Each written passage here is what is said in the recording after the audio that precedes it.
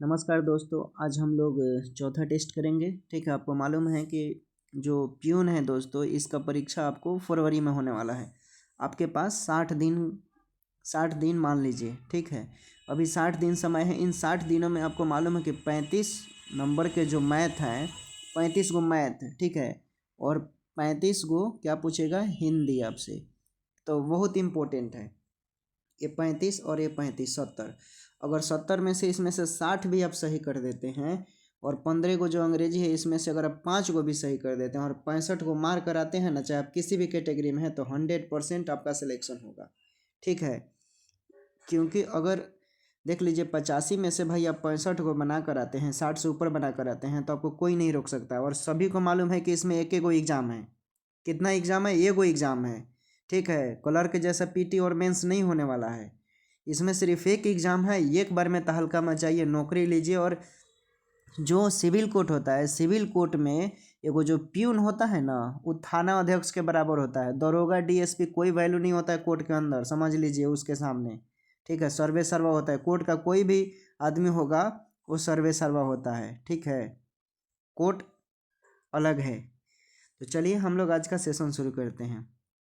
ठीक, देखिए थोड़ा बड़ा कर देते हैं। देखिए प्रश्न है दोस्तों, मैथ भी करेंगे, हिंदी के साथ साथ कुछ इंपॉर्टेंट 4-5 ऐसे प्रश्न हैं जो लगता है कि बार बार रिपीट हो रहे हैं, आने की संभावना है, ऐसे रिलेटेड वो हम करवाते रहेंगे। क्रम में तत्पर रहने वाली इस वाक्यांश के लिए एक शब्द आपको बताना है। ठीक है, क्वेश्चन नंबर 101 है, क्रम में तत्पर रहने वाली इस वाक्यांश के लिए एक शब्द कौन सा होगा? जो क्रम में हमेशा तत्पर, तत्पर का मतलब क्या कि दृढ़ संकल्प जो हो गया कि करना है किसी भी हाल में, उसको बोलते हैं। ठीक है, तो इसमें राइट आंसर हो जाएगा कर्मठ। देखते होंगे कर्मठ, जुझारू जो बोलते हैं। चुनाव होता है तो कर्मठ, जुझारू उम्मीदवार ऐसे बोला जाता है, यानी तत्पर हैं किसी काम को लेकर। ठीक है, उसी को बोलते हैं। तो समझ गए, यानी इसका राइट आंसर कर्मठ होगा। ठीक है, जिसके लंबे लंबे बिखरे हुए बाल हो उसके लिए क्या बोलते हैं? तो भाई उसके लिए झबरा बोलते हैं, याद रखिएगा, झबरा। ठीक, आगे देखिए। आगे आपका प्रश्न पूछा है दोस्तों कि विदेह का उपयुक्त विलोम कौन होगा? जो विदेह होता है, ठीक है, एंशियंट का ये सब, एंशियंट में ये शब्द है विदेह। ठीक है, देखिएगा किसी विदेह जो है एंशियंट में एक राज हुआ करता था। तो विदेह उपयुक्त है, इसका विलोम इसमें से कौन होगा? तो इसमें देखिए इसका विलोम दे हो जाएगा, विदेह का दे। ठीक, विदेह का दे। दास का विलोम क्या होगा? तो दास का, भाई दास है तो स्वामी होगा ना इसका विलोम। ठीक, और सुशील है तो सुशील का विलोम क्या होगा? दू, दुशील होगा। ठीक, चलिए आगे देखिए। आगे आपका प्रश्न है दोस्तों, आपसे पूछा है कि अगला प्रश्न है कि दिए गए समश्रुत भिन्नार्थक शब्द, इसमें जो भिन्न है उसको पहचानना है। यानी अर्जन, अर्चन दिया है, अर्जन अर्चन जो दिया है, इसमें भिन्न होगा, इसका अर्थ बताइए क्या होगा? देखिए इसमें भिन्न अर्थ होगा दोस्तों, कामना, कमाना, बाधा। ठीक है, ये भिन्न है। ठीक है, तो इसका राइट आंसर आपका ये हो जाएगा। आगे देखते हैं दोस्तों, आगे है कि दी गई लोकगीत में गलत लोकगीत का चयन करना है। कौन गलत है इसमें? आपको पहचाना है कि गलत कौन है। पहला ऑप्शन है ढाक के 3 पुत्र, निर्बल के बलराम, और दीवार के भी कान होते हैं, और परशुराम के कोप। ये किसी को बचाता नहीं है दोस्तों। ठीक है, तो बताइए इसमें से क्या राइट आंसर होगा? देखिए ऑप्शन को ध्यान से देखिए, बोल रहा है कि गलत लोकगीत का चयन करना है इसमें। तो ढाक के 3 पुत्र जो है, इसमें ये क्या है? गलत लोकगीत दिया गया है। ठीक है, क्या दिया है? गलत लोकगीत दिया है। और इसमें आपको ढाक के 3 पुत्र का सुख शुद्ध अगर हम शब्द देखें तो ढाक के 3 पात होगा। ठीक है, ढाक के 3 पात, पुत्र के जगह यहाँ पे पात होता ना, तो ये सही होता। बाकी निर्बल के बलराम ये सही है, दीवार के भी कान होते हैं ये शब्द सही है, परशुराम के कोप ये सही है। आगे देखिए, आगे है दोस्तों, आगे आपका प्रश्न है कि वह दिन में फल खाता है, यह किस वाक्य का उदाहरण है? कोई व्यक्ति है वो दिन में फल खाता है, खा रहा है या खाता है, वो किस वाक्य का उदाहरण है? ठीक है, देखिए सबसे पहले वाच्य आपको जानना होगा कि क्रिया के द्वारा जो कर्ता होता है, ठीक है, कर्म या भाव में से किसी विषय की प्रधानता दी जाती है। किसी विषय यानी टॉपिक, आम की यहाँ बात कर रहा है, ठीक है, फल खाता है, सॉरी फल की बात कर रहा है, आप पकड़ लेंगे। यानी जिस वाक्य में क्रिया के कर्ता का प्रधानता का बोध हो, यानी क्रिया के जो क्रिया है, करने वाला क्या होता है, कर्ता है, उसका मेन जो मकसद पता चले वही होता है, ठीक है। तो ऐसे चीज को क्या बोलते हैं, कर्तृवाच, यानी कर्ता मेन हो, उसका कर्ता का प्रधानता की बोध हो, उसको बोलते हैं, ठीक है। नहीं, कर्तृवाच नहीं होगा, माफ कीजिएगा, कर्मवाच, ठीक है। वह दिन में फल खाता है, तो यह वाक्य क्या है, कर्मवाच। फल क्या है, कर्ता वह है, ठीक है, वह मतलब कोई व्यक्ति हो गया, और क्या खाता है, फल, तो फल क्या है आपका, कर्मवाच है, ठीक है, क्या है, कर्मवाच। तो आपका राइट आंसर ये बी होगा, ये नहीं होगा, बी होगा, कर्मवाच होगा। चलिए आगे देखते हैं। आगे है दोस्तों कि इनमें से कौन सी रचना सुमित्रानंद पंत की नहीं है। इनमें से कौन सी रचना जो सुमित्रानंद पंत की नहीं है, चलिए बताइए। देखिए आपको मालूम होगा, मैंने पिछले वीडियो में बताया था कि सुमित्रानंद पंत द्वारा बहुत सारी नाटक लिखी गई, ठीक है। उसमें रजत शिखर था, लिख लीजिएगा आप कॉपी पे, रजत शिखर, ठीक, रजत शिखर था फेमस। शिल्पी भी किसने लिखा था, सुमित्रानंद ने, शिल्पी, ठीक, शिल्पी लिखा था। अमिता का नाम सुना है, अमिता भी इन्होंने ही लिखा था, अमिता, ठीक है। तो ये सब इनकी क्या है, कृति है, ठीक है, क्या है इनकी, ये सब, ठीक, समझ गए, ये सब कृति है। तो अब इसमें पूछा है कि सुमित्रानंद पंत द्वारा कौन नहीं लिखा गया, तो कुकुर, जो कुकुरमुत्ता है, ये सुमित्रानंद पंत द्वारा नहीं लिखा गया है। कुकुरमुत्ता जो पुस्तक है, ये निराला जी द्वारा लिखा गया है। किसके द्वारा, निराला जी द्वारा। निराला जी कौन थे, त्रिपाठी निराला, सूर्यकांत त्रिपाठी निराला जिनको बोलते हैं, वही लिखे हैं। चलिए आगे देखते हैं। आगे है दोस्तों आपका कि हिंदी भाषा में किस लिपि का प्रयोग होता है। हिंदी भाषा में किस लिपि का प्रयोग होता है। देखिए हिंदी भाषा में सभी को मालूम है कि देवनागरी लिपि का प्रयोग होता है। ऑप्शन में देखिए सी नंबर में दिया हुआ है देवनागरी लिपि, ठीक है। हिंदी भाषा में किसका प्रयोग होता है, देवनागरी लिपि का प्रयोग होता है। और प्रारंभिक बौद्ध साहित्य, बौद्ध साहित्य देखेंगे दोस्तों आप, बौद्ध, एंशियंट हिस्ट्री में बौद्ध बहुत बौद्ध और जैन बहुत फेमस है। तो ये साहित्य जो था ना, बौद्ध साहित्य, पाली भाषा में लिखा जाता था। तो आपसे भी प्रश्न पूछेगा कि बौद्ध साहित्य किस भाषा में लिखे जाते थे, तो पाली भाषा में, और हिंदी भाषा देवनागरी भाषा, देवनागरी लिपि में, ठीक है, तो याद रखिएगा। और अशोक का जो शिलालेख है, याद रखिएगा, अशोक का जो शिलालेख देखेंगे, बहुत जगह उनका शिलालेख है, बिहार में भी है, वो सब देखिएगा, उस पर जो शिलालेख है उस पर जो कुछ कुछ लिखा गया है वो ब्राह्मी लिपि का उस पर प्रयोग हुआ है, ठीक है। और भारत का राजभाषा हिंदी संविधान सभा द्वारा कब मान्यता मिला, तो 14 सितंबर 1949। और मालूम है ना 26 नवंबर 1949 को हमारा संविधान बनकर तैयार हुआ था। पूर्ण रूप से कुछ आर्टिकल उस दिन लागू नहीं हुए थे। चलिए आगे देखिए। आगे है दोस्तों कि जिसके हाथ में वीणा है वो कौन के लिए एक शब्द दीजिए। तो इसमें तो सभी को मालूम चल गया, ये कुछ व्रजपानी तो होगा नहीं, वैष्णवी होगा नहीं, चक्रपाणी होगा नहीं, सरस्वती होगा ना, जिसके हाथ में वीणा होता है, सरस्वती नाम फेमस है, ठीक है, जिनको। चलिए आगे देखते हैं। आगे है आपसे पूछा है कि अतीत का समानार्थी शब्द कौन सा होगा। इसमें पूछा है कि अतीत का समानार्थी शब्द कौन होगा। तो अतीत मतलब क्या होता है, सभी को मालूम होगा, सभी को मालूम होगा दोस्तों कि अतीत मतलब क्या होता है। ये कोई नया शब्द नहीं है। अतीत मतलब लोग बोलता है ना कि अपने अतीत में झांक कर देखो, अतीत में जाओ पहले, ठीक है ना। तो अतीत का मतलब होता है कि विगत, ठीक है, विगत, विगत मतलब पहले, अतीत मतलब बीता हुआ, वही पहले वाला, ठीक है, वही बता रहा है, ठीक। तो समझ गए, आगे चलते हैं। आगे आपसे पूछा है दोस्तों कि निम्नलिखित में शुद्ध वर्तनी वाला शब्द का चयन करना है, शुद्ध वर्तनी वाला, ठीक है। तो बताइए, इसी दोनों में से सही होगा, अब बताइए कौन होगा। लालायित, ये जो ए नंबर का है ये शुद्ध वर्तनी है, ठीक है, शुद्ध लिखा हुआ है, ठीक है, क्या हो जाएगा, लालायित, लालायित हो जाएगा। चलिए आगे देखते हैं दोस्तों। आगे आपसे पूछा गया है कि सुमित शब्द का विलोम शब्द कौन सा होगा। जो सुमित है, कोई लड़का है, सुमित सुमति है, ठीक है, माफ़ कीजिएगा, सुमित नहीं है, सुमति है।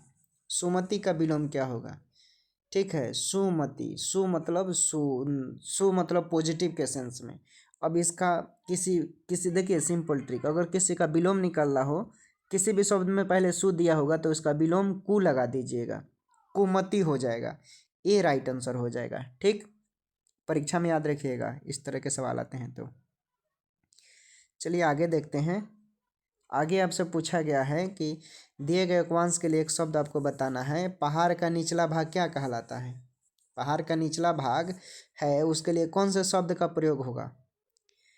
कौन से शब्द का प्रयोग होगा? देखिए, तो उसके लिए उपत्याका क्या है दोस्तों? ये जो है उपत्याका, उपत्याका जो है ना, इसी का प्रयोग होगा। ठीक है, उपत्याका, ये आपका सही हो जाएगा। क्योंकि पहाड़ का निचला भाग को उपत्याका बोला जाता है, उसके लिए यही शब्द का प्रयोग होता है। ठीक है, समझ गए?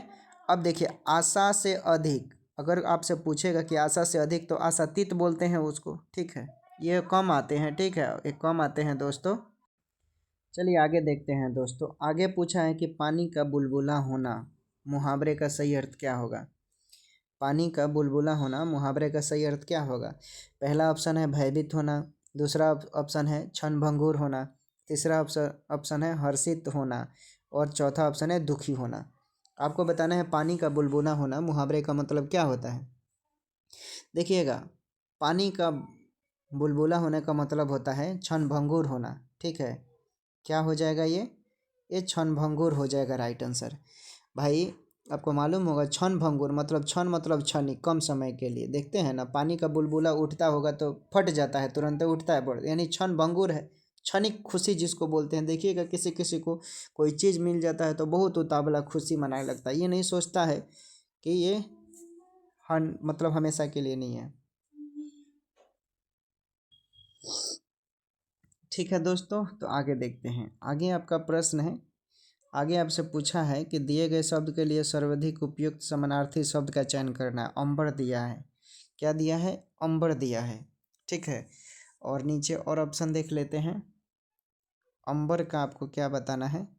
समानार्थी शब्द, इसमें से पकड़ना है अंबर का समानार्थी शब्द क्या होगा। अंबर का समानार्थी शब्द क्या होगा? तो देखिए, अंबर का समानार्थी शब्द नीलांबर तो होगा नहीं, ये हो जाएगा, व्योम हो जाएगा। ठीक है, अंबर का समानार्थी शब्द क्या होगा? व्योम होगा। ठीक है, व्योम, याद रखिएगा, व्योम। चलिए आगे देखते हैं।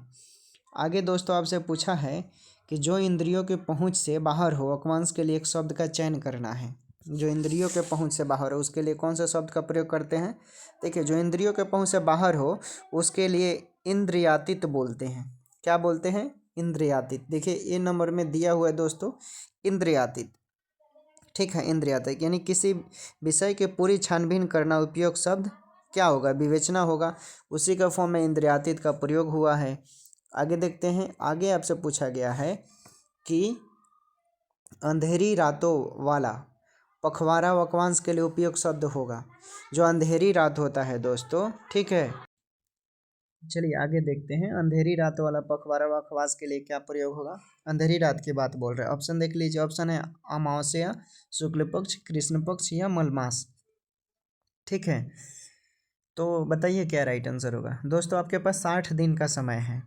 ठीक, इन 60 दिनों में मान लीजिए हम पर डे 35 क्वेश्चन करवाते हैं, तो 60 में 35 से गुना कीजिए। अब 35 को रोज़ क्वेश्चन याद करते हैं तो 5 शून्य शून्य 5 छः का 30।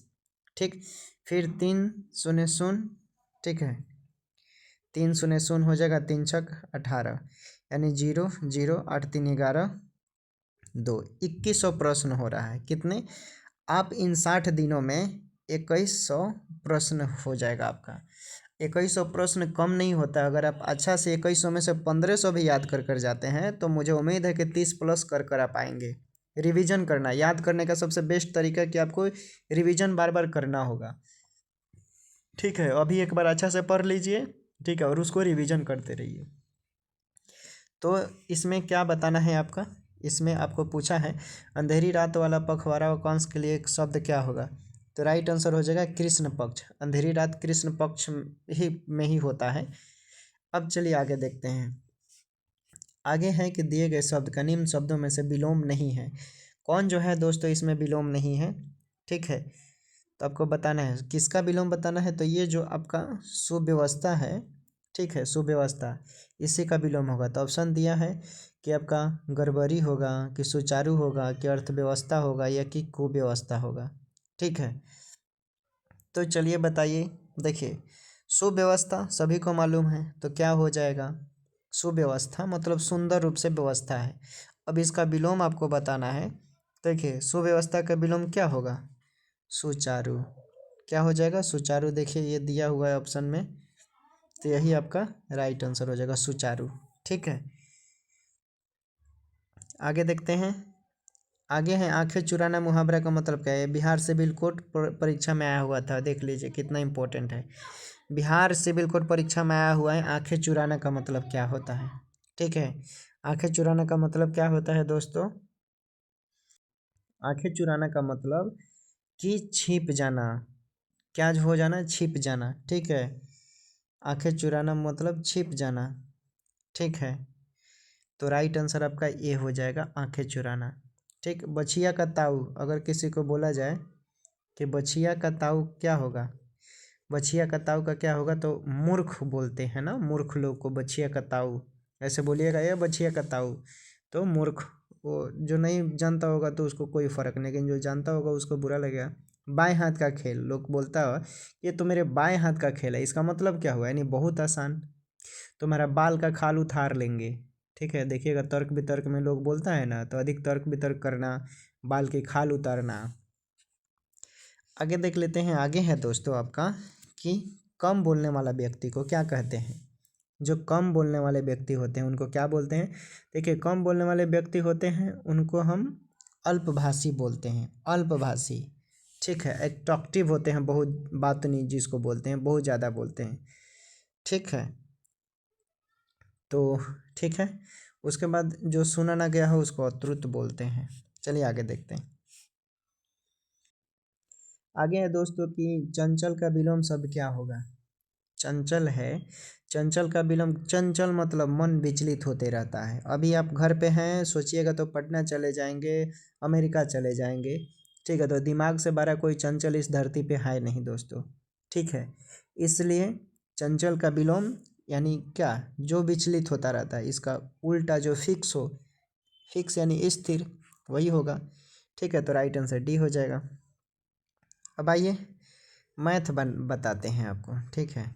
मैथ देखने में थोड़ा आसान लग रहा है, लेकिन जिनको मालूम होगा वो दोस्तों बना सकते हैं। चलिए कुछ क्वेश्चन कर लेते हैं मैथ का। देखिए दोस्तों, आपसे प्रश्न पूछा है कि यदि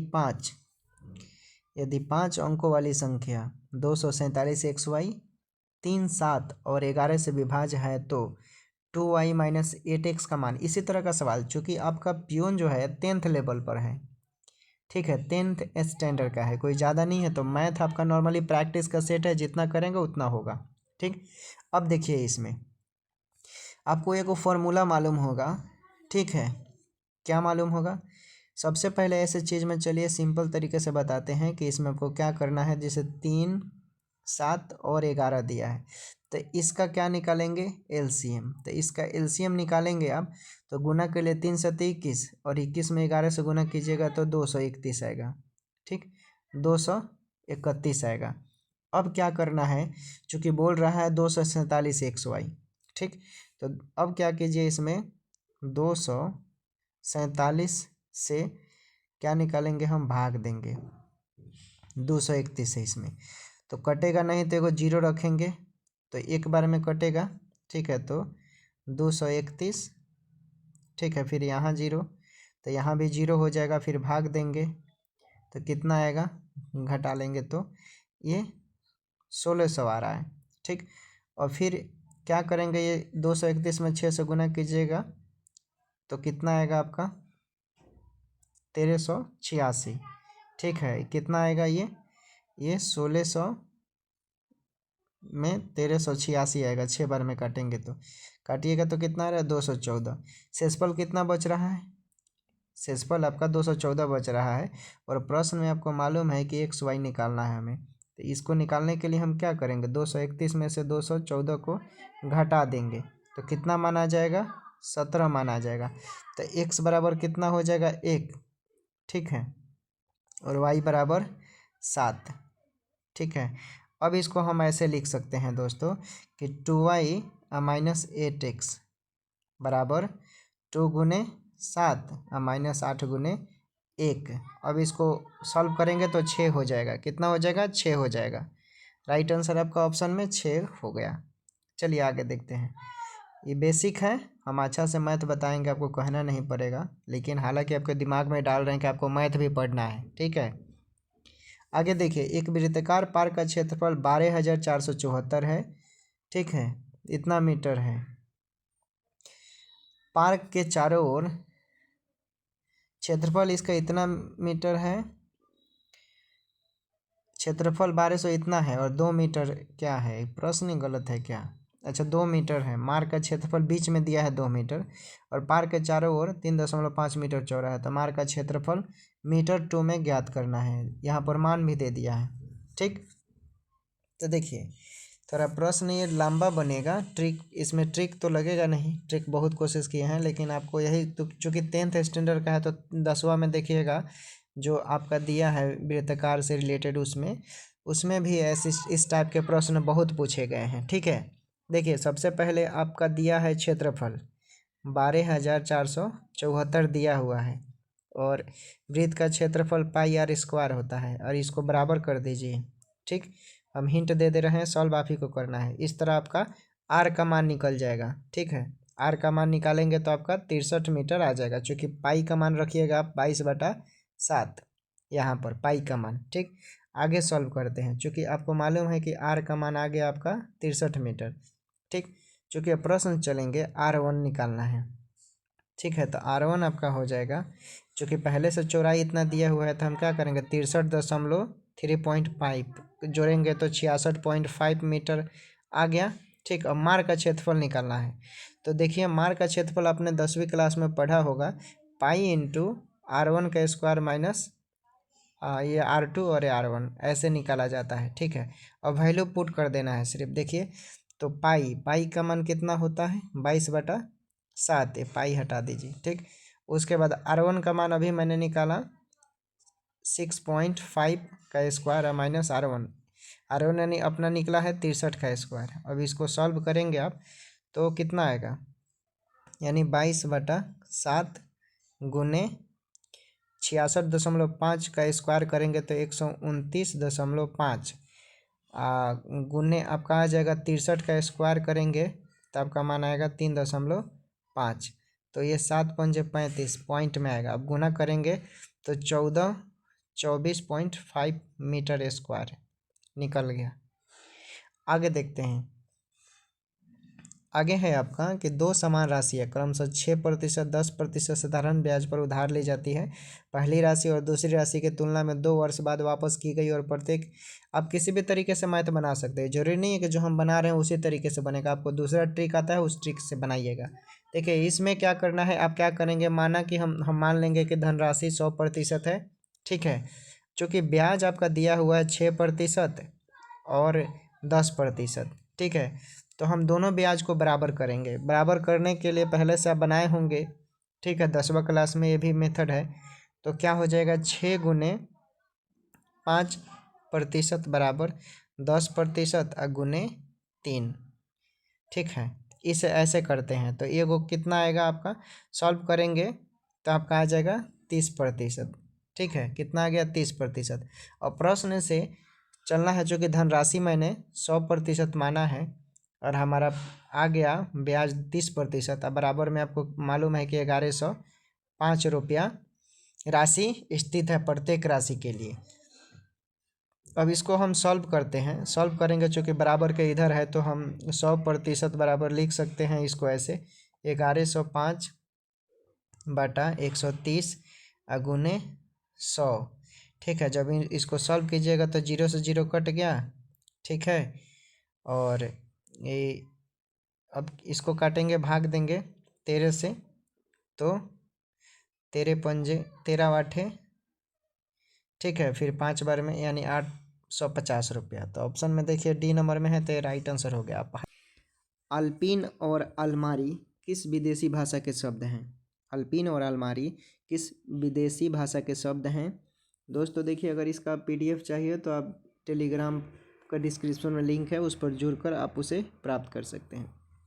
देखिए, अल्पिन जो है ये पुर्तगाली भाषा है, ठीक है। अल्पिन और अलमारी जो है ये कैसी है? ये पुर्तगाली भाषा है, ठीक है। पुर्तगाली हमारे देश पर ब्रिटिश क्या बोलते हैं, जो कंपनी थी, पुर्तगाली कंपनी, ठीक है, उद्योग की भावना से आई थी यहाँ पे, व्यापार के माध्यम से जो आई थी। सबसे पहले आपको मालूम है 1498 इम्पोर्टेंट डेट। चलिए आगे अब बात करते हैं इसमें कुछ और। पुर्तगाली भाषा जो है दोस्तों, अचार, आपका जो अचार है ना, जो हम लोग खाते हैं, आम का अचार, आंवला का अचार, ठीक है, ये सब क्या है? पुर्तगाली भाषा है। पुर्तगालियों को पसंद था, वही सबसे पहले हमारे देश में बनाया था लोग। अब तिजोरी देखते हैं, तिजोरी, ताला चाबी जिसको बोलते हैं, ये पुर्तगाली है, ठीक है, पुर्तगाली भाषा से ही आया है। तौलिया, नहाने के टाइम जो आप यूज करते हैं, आप जाती हैं या जाते हैं तौलिया लेकर, ऐसे तो नहाने कोई जाता नहीं होगा, तौलिया लेकर जाते हैं, नहाने के बाद शरीर को पोंछते होंगे, ठीक है। तो वो सब क्या है? आपका पुर्तगाली भाषा है, पुर्तगालियों से लिया गया है, ठीक। अगर आपसे दोस्तों यहाँ पर पूछे, अगर प्रश्न बाय द वे पूछ दिया कि तुर्की शब्द कौन कौन है, तो बेगम जानते हैं, बेगम, बेगम, ठीक, कैंची, तोप, बारूद, लाश, जो दरोगा है, दरोगा, वो भी समझ लीजिए तुर्की शब्द है। आगे देख लीजिए, आगे है कि सन्यासी शब्द में किस प्रकार की अशुद्धि है? सन्यासी शब्द में किस प्रकार की जो शब्द है वो बोल रहा है कि अशुद्धि है? तो देखिए, अनुस्वार संबंधी ये क्या है? अशुद्धि है, अनुस्वार। सन्यासी का शुद्ध होता है, ऐसे लिखते हैं हम लोग, सन्यासी, ठीक है, ये शुद्ध होता है सन्यासी, ठीक है, इसलिए अनुस्वार संबंधी, अनुस्वार का प्रॉब्लम है इसमें। चलिए अगला प्रश्न देखिए। अगला है आपसे कि जहाँ पहुँचा ना जा सके के लिए एक शब्द क्या होगा? जहाँ पहुँचा ना जा सके, ठीक है। अब कई लोग बोलेंगे कि अब पहुँचा होगा, बिल्कुल ये गलत हो जाएगा, अगम्य भी गलत हो जाएगा, ठीक है। अगम्य, अगम्य जो है ये सही होगा, सी नंबर का आपका राइट आंसर, ठीक। उसके बाद है कि ब्राह्मण का स्त्रीलिंग बताएं, ब्राह्मण का स्त्रीलिंग बताना है आपको, ठीक है। तो देखिए, ब्राह्मण का स्त्रीलिंग नीचे दिखा देते हैं आपको, कौन कौन होगा बताइए। देखिए, इसमें से राइट आंसर आपका होगा दोस्तों, ये जो ब्राह्मणी है ना, ब्राह्मणी, ये आपका स्त्रीलिंग है ब्राह्मण का। पंडित का क्या हो जाएगा? पंडिताइन हो जाएगा, ठीक। चलिए आगे देखते हैं। आगे आपसे पूछा है दोस्तों कि प्रतिमान पद में समास कौन सा है? जो प्रतिमान है ऑप्शन में दिया हुआ है, कल मैंने बताया था कि अगर कहीं भी प्रत्यय लगा हो, प्र, ठीक है, या अंत में, ठीक है, तो ये सब बोलिएगा कौन सा समास? अव्ययीभाव समास, ठीक है। तो देख लीजिए यहाँ पर दिया है पहले ही, ठीक ना। अव्ययीभाव समास में प्रथम पद आपका पद्याय थी, पद्याय बोल रहे हैं, प्रत्यय, ठीक है, अवयव के फॉर्म में होगा, ठीक है। दूसरा जो होगा, जो संज्ञा का बोध करता होगा, प्रधान का बात आता होगा, ठीक है, जैसे प्रत्येक हो गया, यथाशीघ्र हो गया, ये सब क्या है? अव्ययीभाव समास है। चलिए आगे देखते हैं। आगे है आपका कि मत्सर शब्द का तद्भव रूप कौन सा है? जो मत्सर शब्द होते हैं दोस्तों, मत्सर, इसका तद्भव संस्कृत से बनता है, ठीक है ना। जो शब्द संस्कृत से हिंदी भाषा में परिवर्तन लाया गया या परिवर्तन होता है, वो क्या होता है? वही आपका तद्भव का रूप होता है, तत्सम, ठीक है। तो यहाँ पर मत्सर का मछली होना चाहिए, तो देखिए दिया हुआ है मछली, ठीक है, समझ गए। मित का तत्सम रूप मित्र होगा, ठीक है, जो मित्र है इसका मित्र हो जाएगा, ठीक है। मक्खी का क्या हो जाएगा? तो मक्खी का मच्छिका हो जाएगा, मक्खी का मच्छिका हो जाएगा, याद रखिएगा। चलिए आगे देखते हैं। आगे है दोस्तों कि 3 में 9 13 में, इसका मतलब क्या है? 3 में न 13 में, इसका मतलब क्या है? देखिए 3 में न 13 में, मतलब आप कहीं भी नहीं है, ठीक है, जीरो यानी नगण्य, ठीक। ये एक तरह का कहावत है। गांव देहात में देखिएगा जो पुरानिया लोग होता है, बुजुर्ग जो लोग होते हैं ना, वो बोलते हैं कि 3 में न 13 में। वो लोग ऐसा ऐसा प्रश्न पूछेगा कि आपका दिमाग काम नहीं, मतलब अजीब गरीबो तरीका प्रश्न होता है, बुझावल टाइप का, बूझे तो सूझे, ऐसा होता है, ठीक। अब आगे देख लेते हैं। आगे है दोस्तों कि इनमें से कौन सा शब्द अगुआ का प्रवाची शब्द नहीं है। इनमें से कौन सा शब्द अगुआ का प्रवाची शब्द नहीं है। अगुआ जानते हैं, जो शादी विवाह करवाता है लोग, ठीक है ना। देखिएगा गांव में ज़्यादातर मीडिएटर लोग मिलते हैं, जिसको अगुआ भोजपुरी भाषा में बोलते हैं, बहुत अगुवाई करो तरह, ऐसे बोलता है लोग ना। तो वही शादी करवाने को अगुआ या मीडिएटर बोलते हैं। अब आसानी से आप पकड़ लीजिए कि इसका क्या राइट आंसर होगा। ऑप्शन एक और दिया होगा नीचे, ठीक ठीक है, धनाधय लिख देते हैं, धनाधय, ये डी ऑप्शन है, ठीक। तो देखिए यही आपका राइट आंसर हो जाएगा अगुआ।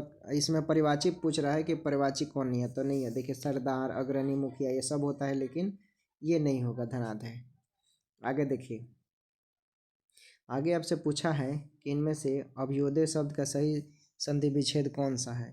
इनमें से अभियोदय शब्द का सही संधि विच्छेद कौन सा है। देखिए अभियोदय शब्द का सही संधि विच्छेद आप कीजिएगा तो अभी प्लस उदय, हारसीन वाला जो होगा ना वही आपका सही होगा। तो देखिए हारसीन वाला बी नंबर में दिया हुआ ये आपका सही है। आगे देख लीजिए, आगे आपसे पूछा गया है दोस्तों कि जिस समास में पूर्व पद अव्यय हो तो उसे किस प्रकार का समास बोलते हैं। थोड़ी देर पहले मैंने इसके बारे में बताया था, मुझे लगता है कि लोगों को समझ में आ गया होगा, ठीक है। अवयवी भाव समास, ठीक है। आगे देख लीजिए, आगे है आपसे पूछा है कि इनमें से सरस्वती पत्रिका के संपादक कौन थे। इनमें से सरस्वती पत्रिका के संपादक कौन थे दोस्तों। तो ये बहुत बार प्रश्न आया भी है, ठीक ना। ये होते हैं महावीर प्रसाद द्विवेदी थे। कौन थे, महावीर प्रसाद द्विवेदी। हिंदी की पहली मासिक पत्रिका सरस्वती जो थी दोस्तों, ये 1900 ईस्वी में चिंतामणि घोष द्वारा स्थापित किया गया था। सबसे पहले चिंतामणि थे, इसके संपादक कौन बने, महावीर प्रसाद द्विवेदी, याद रखिएगा। चलिए आगे देखते हैं। आगे है दोस्तों कि अभिषेक का संधि विच्छेद कौन है। थोड़ी देर पहले संधि विच्छेद के बारे में बताया मैंने कि जो हारसीन वाला अभी होगा इस तरह का, ठीक है। तलाबी सो कौन, तो दंती सो वाला शेख होगा, तो वही होगा अभिषेक। तो देखिए ए नंबर में आपका दिया हुआ है। चलिए आगे प्रश्न, इनमें से किस वाक्य में अकर्मक क्रिया है। इसमें क्या पहचानना है, अकर्मक क्रिया की पहचान करना है, ठीक है। क्या पहचानना है, अकर्मक क्रिया की पहचान करना है, ठीक है। तो देखिए चालक गाड़ी चलाता है, भाई कौन गाड़ी चलाता है, चालक। तो भाई चालक तो होता है कोई होगा ना, ठीक। उसके बाद माँ स्वेटर बुनती है, तो स्वेटर कौन बुनती है, माँ, ठीक है, कर्म, ठीक है। उसके बाद रामू खाना खा रहा था, खाना कौन खा रहा है, रामू, इसलिए क्या सकर्मक हो गया, ये भी सकर्मक। जिसमें कर्ता पर काम पड़े ना उसको बोलेंगे सकर्मक, और जिसमें समझ लीजिए कि कर्म पर पड़ेगा, ठीक। अब देखिए इसमें श्याम हंसता है, भाई कौन हंसता है मालूम, श्याम हंसता है, तो कौन हंसता है, श्याम हंसता है। तो इसमें देखिए अकर्मक क्रिया श्याम हंसता है होगा, यही आपका राइट आंसर होगा। क्योंकि हंसना क्या है, एक अकर्मक क्रिया है, और जिस क्रिया के जो कोई क्रिया हो गया, वर्ब हो गया, अगर उसका फल कर्ता पर पड़ता है तो उसे अकर्मक क्रिया कहते हैं। जिसका फल कर्ता पर नहीं पड़ता है उसको क्या बोलते हैं, सकर्मक क्रिया पढ़ते हैं, ठीक है। और सकर्मक क्रिया को द्विकर्मक क्रिया या संयुक्त क्रिया में बांटा जाता है, याद रखिएगा। चलिए अगला प्रश्न देखिए, अगला प्रश्न है कि शिवालय में कौन सा समास है। जो शिवालय है, शिवालय में कौन सा समास है, तो देख लीजिए जिस समास में उत्तर का यानी अंतिम पद प्रधान हो वो क्या होता है, तत्पुरुष समास, ठीक है। तो ये शिवालय है भाई, इसमें अंतिम पद प्रधान है, तो ये तत्पुरुष समास हो जाएगा।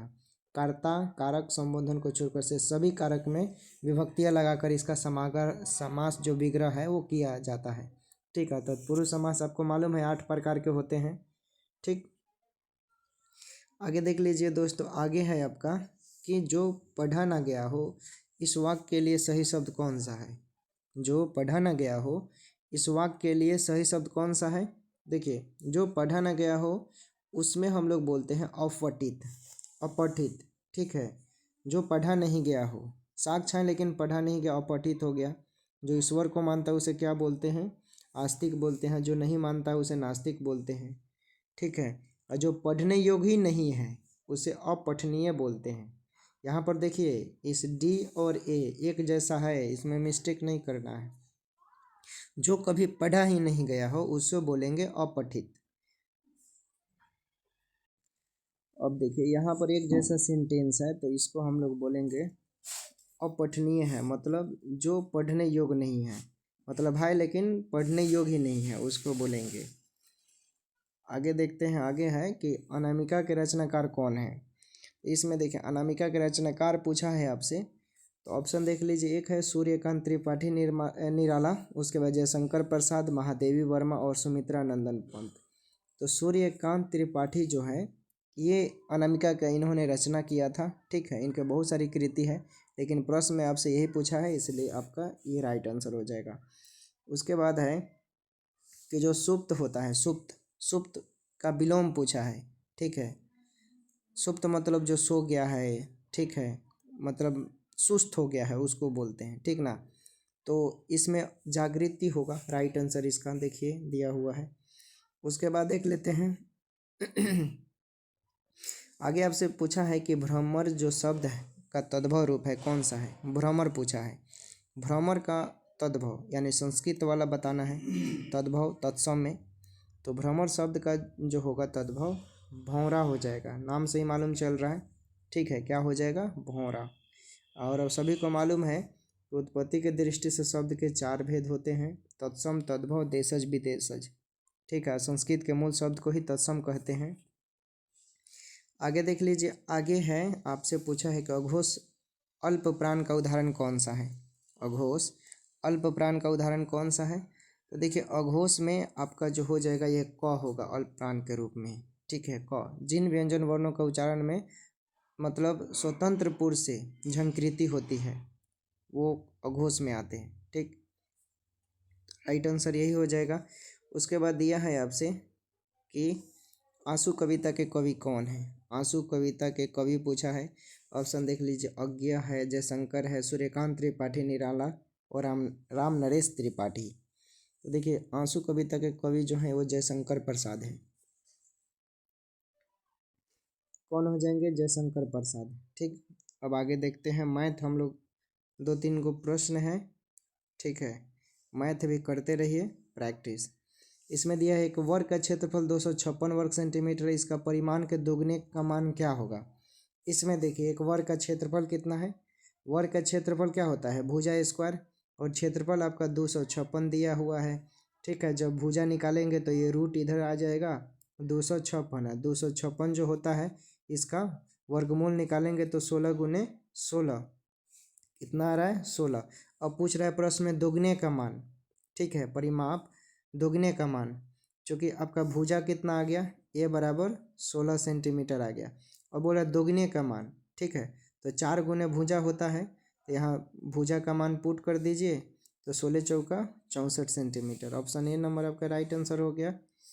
फिर आगे देखिए, आगे आपसे दोस्तों पूछ रहा है कि 6 लड़के एक काम को 42 घंटे में पूरा करते हैं, तो 14 लड़के उस काम को कितने घंटे में पूरा करेंगे। 6 लड़के, चूँकि 6 लड़के किसी काम को 42 घंटे में पूरा करते हैं, तो 14 लड़के इस काम को कितने घंटे में पूरा करेंगे। तो देखिए, 14 तियाँ 42, 6 18, यानी 18 घंटे में पूरा करेंगे।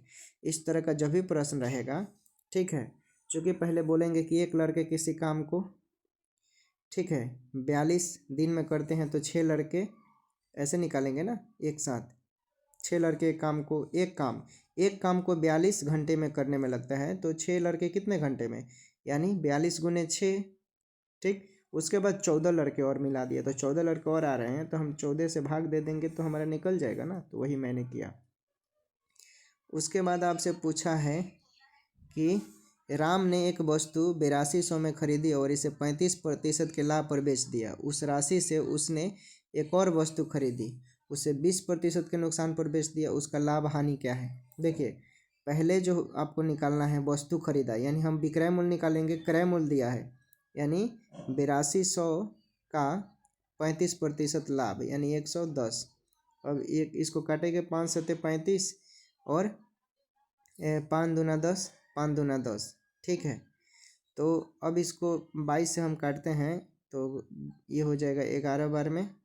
ठीक, और ये हो जाएगा आपका 2 चौके 8, 2 दूने का 4 यानी 4200। फिर इसको गुना करते हैं हम। अब इसको गुना कीजिएगा आप। देखिए, चूँकि पहला वस्तु का हम विक्रय मूल्य निकाल रहे थे, ठीक है, ऐसे 8200 गुने 135/100।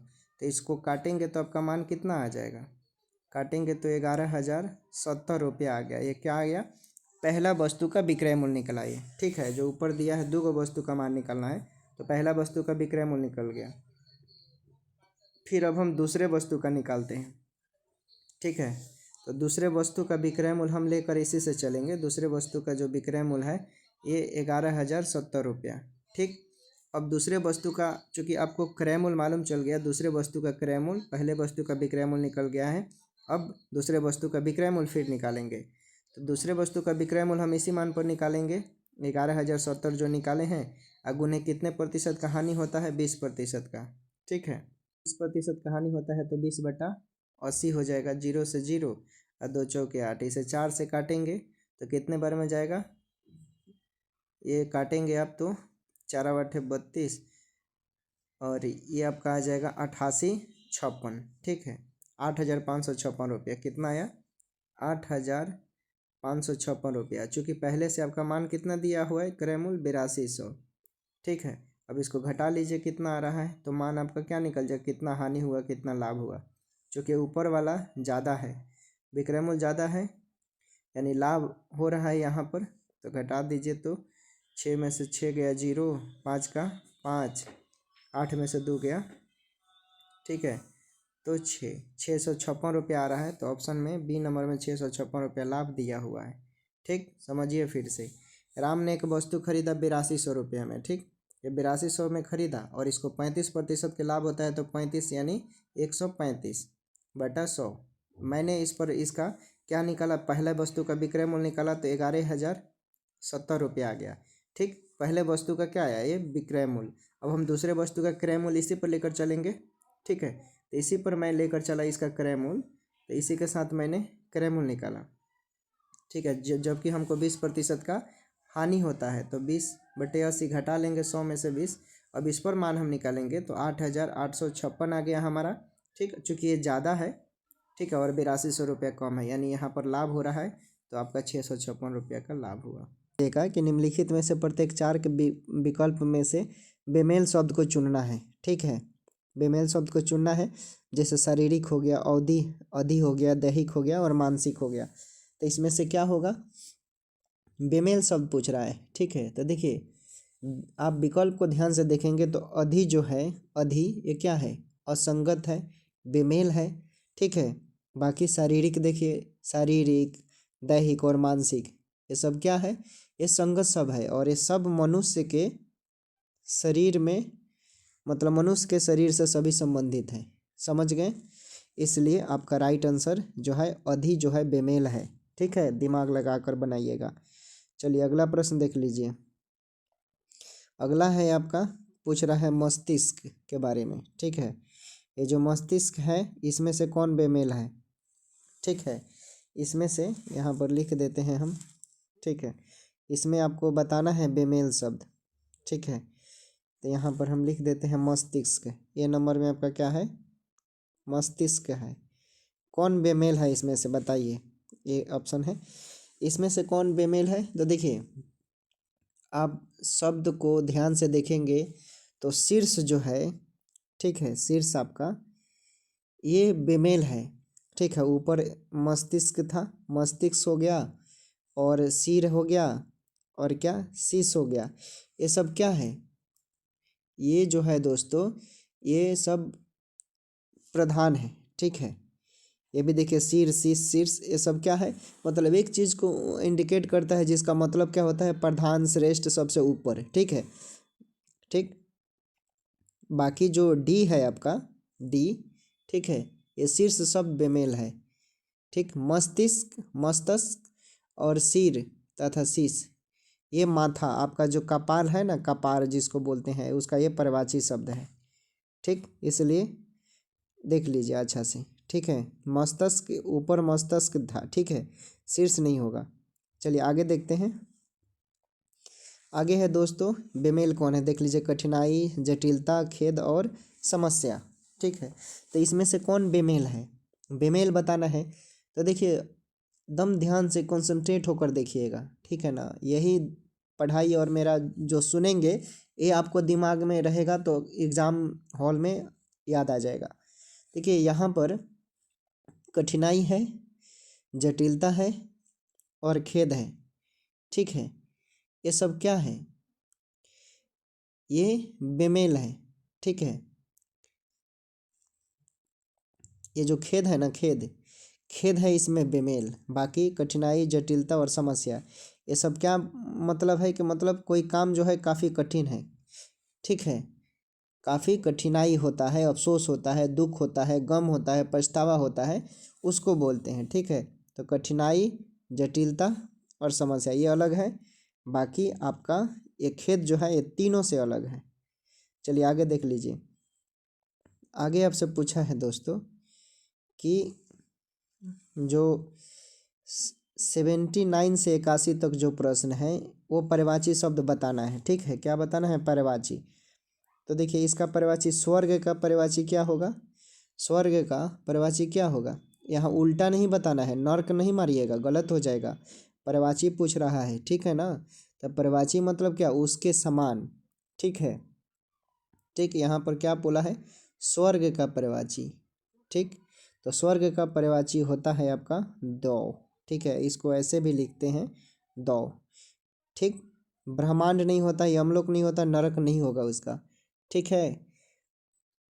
ठीक, नरक का अगर देखिए यहाँ पर नरक दिया है तो इसका पर्यायवाची तो यमलोक सबको मालूम है, यमलोक, ठीक है। क्या हो जाएगा, यमलोक, ठीक। जहन्नुम भी लोग बोलते हैं, कहाँ जा रहे हो, जहन्नुम में, ठीक है। देखिए भागीरथी पूछा है, भागीरथी का पर्यायवाची क्या होगा दोस्तों, आपको बताना है कि भागीरथी का पर्यायवाची क्या होगा। ऑप्शन दिया है गंगा, निर्झरणी, सरिता, यमुना। भागीरथी का पर्यायवाची क्या होगा, देखिए भागीरथी का पर्यायवाची आपका हो जाएगा दोस्तों गंगा, क्या होगा, गंगा होगा। और गंगा का अन्य पर्यायवाची नाम भी होता है, याद रखिएगा, देवसरिता। देवसरिता मीन्स क्या होता है, गंगा होता है दोस्तों, ठीक है। देव नदी भी बोलते हैं गंगा को, देव नदी भी बोलते हैं, याद रखिएगा। सुरसरी भी बोलते हैं, ठीक है। मंदाकिनी भी बोलते हैं, सब याद रखिएगा। चलिए आगे देखते हैं। आपसे पूछेगा नदी का पर्यायवाची तो क्या बोलेंगे, याद रखिएगा। नदी का अगर पर्यायवाची पूछता है तो आप दरिया बोलिएगा, दरिया बोलते हैं ना, दरिया, ये नदी का पर्यायवाची है, ठीक है। तटनी, तटनी, तटनी भी नदी का पर्यायवाची है, याद रखिएगा। उसके बाद यह है रात्रि का पर्यायवाची क्या होगा, रात्रि का पर्यायवाची क्या होगा। तो ऑप्शन देख लीजिए, रात्रि का पर्यायवाची पूछा है तो इसमें से क्या होगा। तो रात्रि का पर्यायवाची आपका देखेंगे ध्यान से तो आपका हो जाएगा विभावरी। विभावरी मीन्स होता है रात, ठीक है। रजनी में, रजनी जो होता है, रजनी में भी रात होता है। देखिए किसी का रजनी नाम होता है, निशा, ठीक है ना। निशा बहुत सारी लड़कियों का नाम होता है, तो निशा भी रात होता है, ठीक है। तमी लड़की का ही नाम है, तमी मीन्स भी रात होता है। तो रजनी, निशा, ठीक है। आप लोगों में से कई ऐसे लड़के होंगे जिनके फ्रेंड होंगे निशा, रजनी, ठीक है। चलिए अगला प्रश्न देख लीजिए। आगे दिया है कि निम्नलिखित में से कौन सी भाषा संस्कृत भाषा का अपभ्रंश है। निम्नलिखित में से कौन सी भाषा संस्कृत भाषा का अपभ्रंश है दोस्तों, ठीक है। संस्कृत भाषा का अपभ्रंश पूछा है। देखिए ऑप्शन को ध्यान से, अवधी दिया है, पाली दिया है, खड़ी बोली दिया है, ब्रज दिया है। ठीक है, तो पाली भाषा जो होता है दोस्तों, ये पाली भाषा ये क्या होता है, संस्कृत भाषा से बना हुआ है। ठीक है, अपभ्रंश है, संस्कृत का ही भाग है। ठीक है, और हिंदी भाषा का विकास का क्रम भी देख लीजिए, संस्कृत से हुआ हिंदी भाषा का विकास, पहले संस्कृत से, फिर पाली। ठीक है, ऐसे हुआ है। फिर उसके बाद प्रकृति हुआ, फिर उसके बाद अपभ्रंश, फिर उसके बाद आहट, फिर तब हिंदी। हिंदी बाद में आया है। ठीक है, उसके बाद देखिए आपसे पूछा है कि रामचरितमानस किस भाषा में लिखा गया है। रामचरितमानस किस भाषा में लिखा गया है, तो रामचरितमानस दोस्तों अब बताइए, ऑप्शन है ब्रज, अवधी, मगधी, भोजपुरी, क्या होगा। तो आप ध्यान से देखिए, आपने रामायण देखा होगा, सीता राम लक्ष्मण वाला, तो रामचरितमानस जो है ये अवधी भाषा में लिखा गया है, पहले अवधी भाषा चलता था। ठीक है, तो समझ गए अवधी भाषा के, जैसे आपसे पूछेगा अवधी भाषा में कौन कौन सा चीज़, तो देखिए जायसी, जायसी, पद्मावत जो है, पद्मावत ये समझ लीजिए कि ये भी अवधी भाषा में लिखा गया है। अखरावट भी है, अखरावट, ये सब इसमें लिखा गया था अवधी भाषा में। तुलसीदास का नाम आपने सुना है, तो तुलसीदास का दोहावली जो है ना, ये भी समझ लीजिए कि अवधी भाषा में लिखा गया है। तुलसीदास का गीतावली, ये सब अवधी भाषा में लिखा गया है। आगे देख लीजिए, आगे आपका प्रश्न है कि नीलगाय में कौन सा समास है। नीली है जो गाय, समझ लीजिए अब, नीलगाय में कौन सा समास है, नीलगाय में कौन सा समास है, नीली है जो गाय। ठीक है, यानी जिस समास में पहले थी पूर्व पद, यानी पूर्व मतलब क्या हुआ, पहला, यानी पूर्व पद विशेषण और उत्तर पद यानी लास्ट का अंतिम पद विशेष हो, विशेषता बतलाता है, उसी को क्या बोलते हैं, कर्मधार समास। तो इसमें आपका क्या है, कर्मधार समास है दोस्तों। ठीक है, नील गाय मतलब नीला है जो गाय, जैसे काली मिर्च होगा, काली मिर्च, तो काली मिर्च को कैसे बोलेंगे, काली है जो मिर्च, नील कमल, नीला है जो कमल। ठीक है, यानी विशेषण और विशेष, पहला विशेषण बताएगा और अंत में उसकी विशेषता। यानी नीला है जो कमल, यानी नीला मतलब क्या बता रहे, उसकी विशेषता, मतलब कि ये जैसे आपने घड़ी पहना होगा, काला गोरा कैसा, ये सब क्या है, ये उसका विशेषण हो गया। अब नीली है जो कमल, तो कमल क्या हो गया, उसका विशेष हो गया, नील कमल। ठीक, चलिए आगे देखिए, आगे आपका प्रश्न दिया हुआ है दोस्तों कि चरपाई पर चादर बिछा दीजिए, वाक्य में से पर कौन सा कारक है। चरपाई पर चादर बिछा दीजिए, वाक्य में से पर कौन सा कारक है। तो देखिए इसमें पूछा है कि चरपाई पर चादर बिछा दीजिए, वाक्य में पर कौन सा कारक है, पर बताना है। तो देखिए पर जो है दोस्तों, पर ये अधिकरण में पय पर होता है ना, अधिकरण में पय पर। ठीक, तो उसी का ये रूप है, आप याद रखिएगा, लिख देते हैं हम, कर्ता ने, ठीक, कर्ता ने कर्म को, ठीक है, करण, करण से आपका होगा से, के द्वारा, ठीक है, के द्वारा, उसके बाद संप्रदान से, संप्रदान से हो जाएगा आपका को, के लिए। ठीक है, संप्रदान से होगा। अपदान मतलब अपदान से होता है, असंबंध का के की, अधिकरण में पर, तो यहाँ पर अधिकरण हो जाएगा। ठीक, आगे देखिए, संप्रदान से क्या होगा, संप्रदान से को का के लिए, को के लिए अभी लिखा था मैंने। चलिए आगे देखिए, छ वर्ण किसके योग से बना है, छ वर्ण जो है ये किसके योग से बना है। तो देखिए छ वर्ण जो है ना, ये छ क प्लस मूर्धन्य स, इसी को मिलाकर ये क्या बना है, छ बना है दोस्तों, क्या बना है, छ। ठीक है, तो आपका क प्लस क्या हो जाएगा, ऑप्शन के अकॉर्डिंग ये हो जाएगा। ठीक है ना, छ जो बना है ये क प्लस स से मिलकर बना है, इसलिए आपका छ क्या हो जाएगा, ये राइट आंसर। चलिए आगे देखते हैं। आगे दोस्तों आपका प्रश्न है, आगे आपसे पूछा है कि जो आपका प्रश्न है दोस्तों 87 से 89, नीचे दिए गए शब्दों के सही संधि विकल्प को चुनना है। संधि, सही संधि को चुनना है कि कौन कौन सा होगा। ठीक है, अब देखिए इसमें आपका दिया है 29, क्या दिया है, 29, तो 29 में कौन सा संधि है बताइए। तो ऑप्शन है व्यंजन संधि, स्वर संधि, विसर्ग संधि और स्वर और व्यंजन संधि। ठीक है, तो उन्नति में क्या हो जाएगा, व्यंजन संधि। क्यों होगा भाई, आप कल मैंने को बताया था उज्जवल 69 बीपीएससी के टॉपर कौन है, उज्जवल कुमार। ठीक, तो उनका कल मैंने बताया था उत प्लस ज्वल, ऐसे बताया था।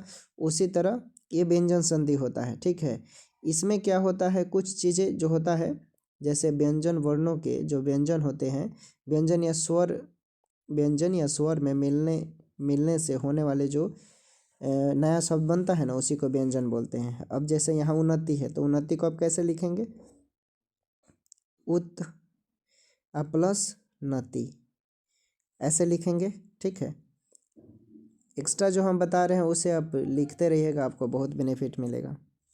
चलिए आगे बताइए, रेखांकित जो है इसमें कौन सा संधि है, रेखांकित में दीर्घ संधि हो जाएगा। ठीक है, दीर्घ संधि होगा। देखिए क्यों होगा, क्योंकि रेखा, बहुत सारे दोस्त होंगे जिनकी दोस्त का नाम रेखा होगा, आप लोगों में से भी होंगे। देखिए अंकित, देख लीजिए, समझिए, रेखांकित मतलब एगो लड़की एगो लड़का, ए बॉय और एक गर्ल। ठीक, दोनों को मिला देंगे तो रेखांकित, यानी रेखा और अंकित बन गए। तो जहाँ पर दीर्घ संधि, मतलब दीर्घ संधि में देखिए जो अ प्लस अ रहेगा तो इसका उच्चारण आ हो जाएगा। ठीक है, अ प्लस आ होगा तो आ हो जाएगा, हर्षिन रहेगा तो दीर्घिन हो जाएगा। ठीक है, ऐसे बनाइएगा। आगे देख लीजिए, आगे आपसे पूछा है कि संसार में कौन से संधि हैं, संसार में दोस्तों कौन से संधि है। तो देखिए ध्यान से, संसार में आपका थोड़ी देर पहले मैंने बताया था व्यंजन संधि। अब संसार में व्यंजन संधि क्यों है, क्योंकि संसार का आप संधि विच्छेद कीजिए तो सम प्लस सार हो जाएगा, तो संसार हुआ। अभी बताया था मैंने कि इसमें व्यंजन और स्वर, व्यंजन या स्वर के मिलने से जो परिवर्तन होता है, ठीक है, वही व्यंजन संधि होता है। जैसे म हो गया, म का अनुस्वार में परिवर्तन करेंगे तो जैसे देख लीजिए सम हो गया, सम प्लस सार, तो संसार हुआ। आगे और आपको कुछ एग्जाम्पल बताते हैं, जैसे सम प्लस हार, संहार हो जाएगा। ठीक है, आगे और एग्जाम्पल देते हैं, जैसे आपका सम प्लस यम क्या हो जाएगा, संयम हो जाएगा। ठीक है, समझिएगा, जैसे सम प्लस कृति क्या हो जाएगा, संस्कृति, संस्कृति हो जाएगा दोस्तों। ठीक है, संस्कृति हो जाएगा। तो ऐसे ही बनाना है। अब देखिए इसमें आपको बोलना है, इसमें पूछ रहा है कि निम्नलिखित प्रत्येक शब्द के लिए उसके नीचे दिए गए विकल्प में से उपयुक्त समास को छांटना है। इसमें आपको समास को छांटना है। ठीक है, क्या करना है, समास को छांटना है। तो अब देखिए दासानंद है, दासानंद, दासानंद में आपको बताना है कि कौन सा समास है। ठीक है, दासानंद में कौन सा समास होगा, तो दासानंद पहले चलिए बताते हैं आपको। जिस समस्त कोई पद हो गया, ठीक है, और दोनों पद का अर्थ प्रधान नहीं होता है, यानी जो दिया है उसका मतलब अलग ना होकर, जैसे जो दिया है उसका पद अलग निकलता है, तीसरा का मतलब निकलता है। ठीक है, जैसे दासानंद, तो दासानंद का मतलब रावण है ना। ठीक है, तो इसको हम लोग क्या बोलते हैं, ऐसे शब्द को, ऐसे को क्या बोलेंगे, तो ऐसे को हम लोग बहुब्रीहि समास बोलते हैं। ठीक है, समझिएगा, क्या बोलेंगे, बहुब्रीहि समास। ठीक, बहुब्रीहि समास बोलेंगे दोस्तों, समझ गए कि फिर से बताएं। देखिए प्रश्न में आपसे पूछा है कि दासानंद में कौन सा समास है भाई, तो यहाँ पर जैसे बोलता एक, एकाएक बोलता, तो ये बहुब्रीहि समास नहीं होता। ठीक है, लेकिन यहाँ पर दासानंद मतलब किसी विशेष का बोध हो रहा है, यानी इसका मतलब हो रहा है कि जो पहला पद है वो प्रधान नहीं हो रहा है, यानी तीसरा मतलब निकल रहा है। ठीक है, यानी 10 है भुजा जिसका, यानी 10 भुजा वाला रावण था। अब जैसे लंबोदर पूछेगा आपसे, अब जैसे लंबोदर, लंबोदर पर समझिए, जैसे लंबोदर हुआ, ठीक है, तो लंब है उदर, यानी उदर मतलब पेट, ठीक है, यानी लंबा है पेट जिसका, यानी मतलब क्या होगा इसका, गणेश हो गया। जैसे वीणा पानी हो गया, वीणा पानी, तो दोस्तों वीणा पानी में कौन सा समास है, तो बहुब्रीहि समास हो गया, ठीक है। पानी मतलब हाथ, यानी पानी हाथ में है जिसका, तो क्या इसको सरस्वती बोलते हैं। जैसे चतुर्भुज हो गया, तो चतुर्भुज किसको बोलते हैं, विष्णु को बोलते हैं, यानी चार भुजाओं वाले, तो ये भी बहुब्रीहि समास हो जाएगा, ठीक है। चलिए आगे देखिए, पीताम्बर को देख लीजिए, ये बताइए, सभी को बताना पड़ेगा क्योंकि अभी बताया, और ये जो गलती हुआ तो समझ लीजिएगा। पीताम्बर में क्या हो जाएगा, तो ये भी बहुब्रीहि समास, पीताम्बर बहुब्रीहि समास, यानी पीत है अंबर जिसका, पीत मतलब क्या होता है, पीला होता है, पीत मतलब पीला होता है दोस्तों, याद रखिएगा। तो पीला है जिसका अंबर, अंबर मतलब क्या होता है, वस्त्र होता है, याद रखिएगा, अंबर मीन्स वस्त्र होता है, ठीक है। तो अर्थात विष्णु जी की यहाँ बात कर रहे हैं, विष्णु जी का, ठीक है। तो ये बहुब्रीहि समास हो गया, ठीक है। चलिए आगे देख लीजिए, इसके बाद दिया है कि यथाशक्ति, तो यथाशक्ति में कौन सा समास है, यथाशक्ति में कौन सा, देखिए इसमें यथा यानी जिसमें प्रत्यय लगा हो, प्रत्यय समझते हैं ना, ओ, यो, ठीक है, आओ, ये सब जिसमें बोध होगा, ठीक है, उसको क्या बोलेंगे, अवयवी भाव समास। तो यथाशक्ति, यथा यहाँ पर देख लीजिए लगा हुआ है, ठीक है, यथा, आज, जैसे प्रति, प्र, सम, ये सब लगा रहेगा तो उसको अवयवी भाव बोलेंगे, ठीक है। तो आपका राइट आंसर क्या हो जाएगा, अवयवी भाव समास, ठीक। जैसे अच्छा मान लीजिए, चलिए एक एग्जाम्पल देते हैं, जैसे प्रतिदिन हुआ, तब प्रतिदिन में कौन सा समास है, अवयवी भाव समास होगा, ठीक है, कमेंट कीजिएगा आप लोग।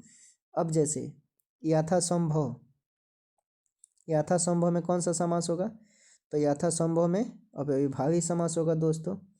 अब इसको बताइए कि आजन्म, आजन्म में कौन सा समास होगा, आजन्म में कौन सा समास होगा, तो आजन्म में भी आपका अवयवी भाव समास होगा। अब चलिए अगला प्रश्न बताइए दोस्तों, मुहावरा बताना है, ठीक है। मुहावरा क्या बताना है आपको, मुहावरा कि अंधे के हाथ बटेर लगना, ये बहुत बार प्रश्न आया हुआ। अंधे के हाथ बटेर लगने का मतलब क्या है, अंधा शब्द से ये देखिए निर्मित है अन्य लोकोकृत से, बताइए। देखिए मतलब भाग से कोई वस्तु मिल जाना, अंधे के हाथ बटेर लगना, यानी बहुत मुश्किल से भाग से, चलो भाग तुम्हारा अच्छा है कि मिल गया, ठीक है ना, ठीक।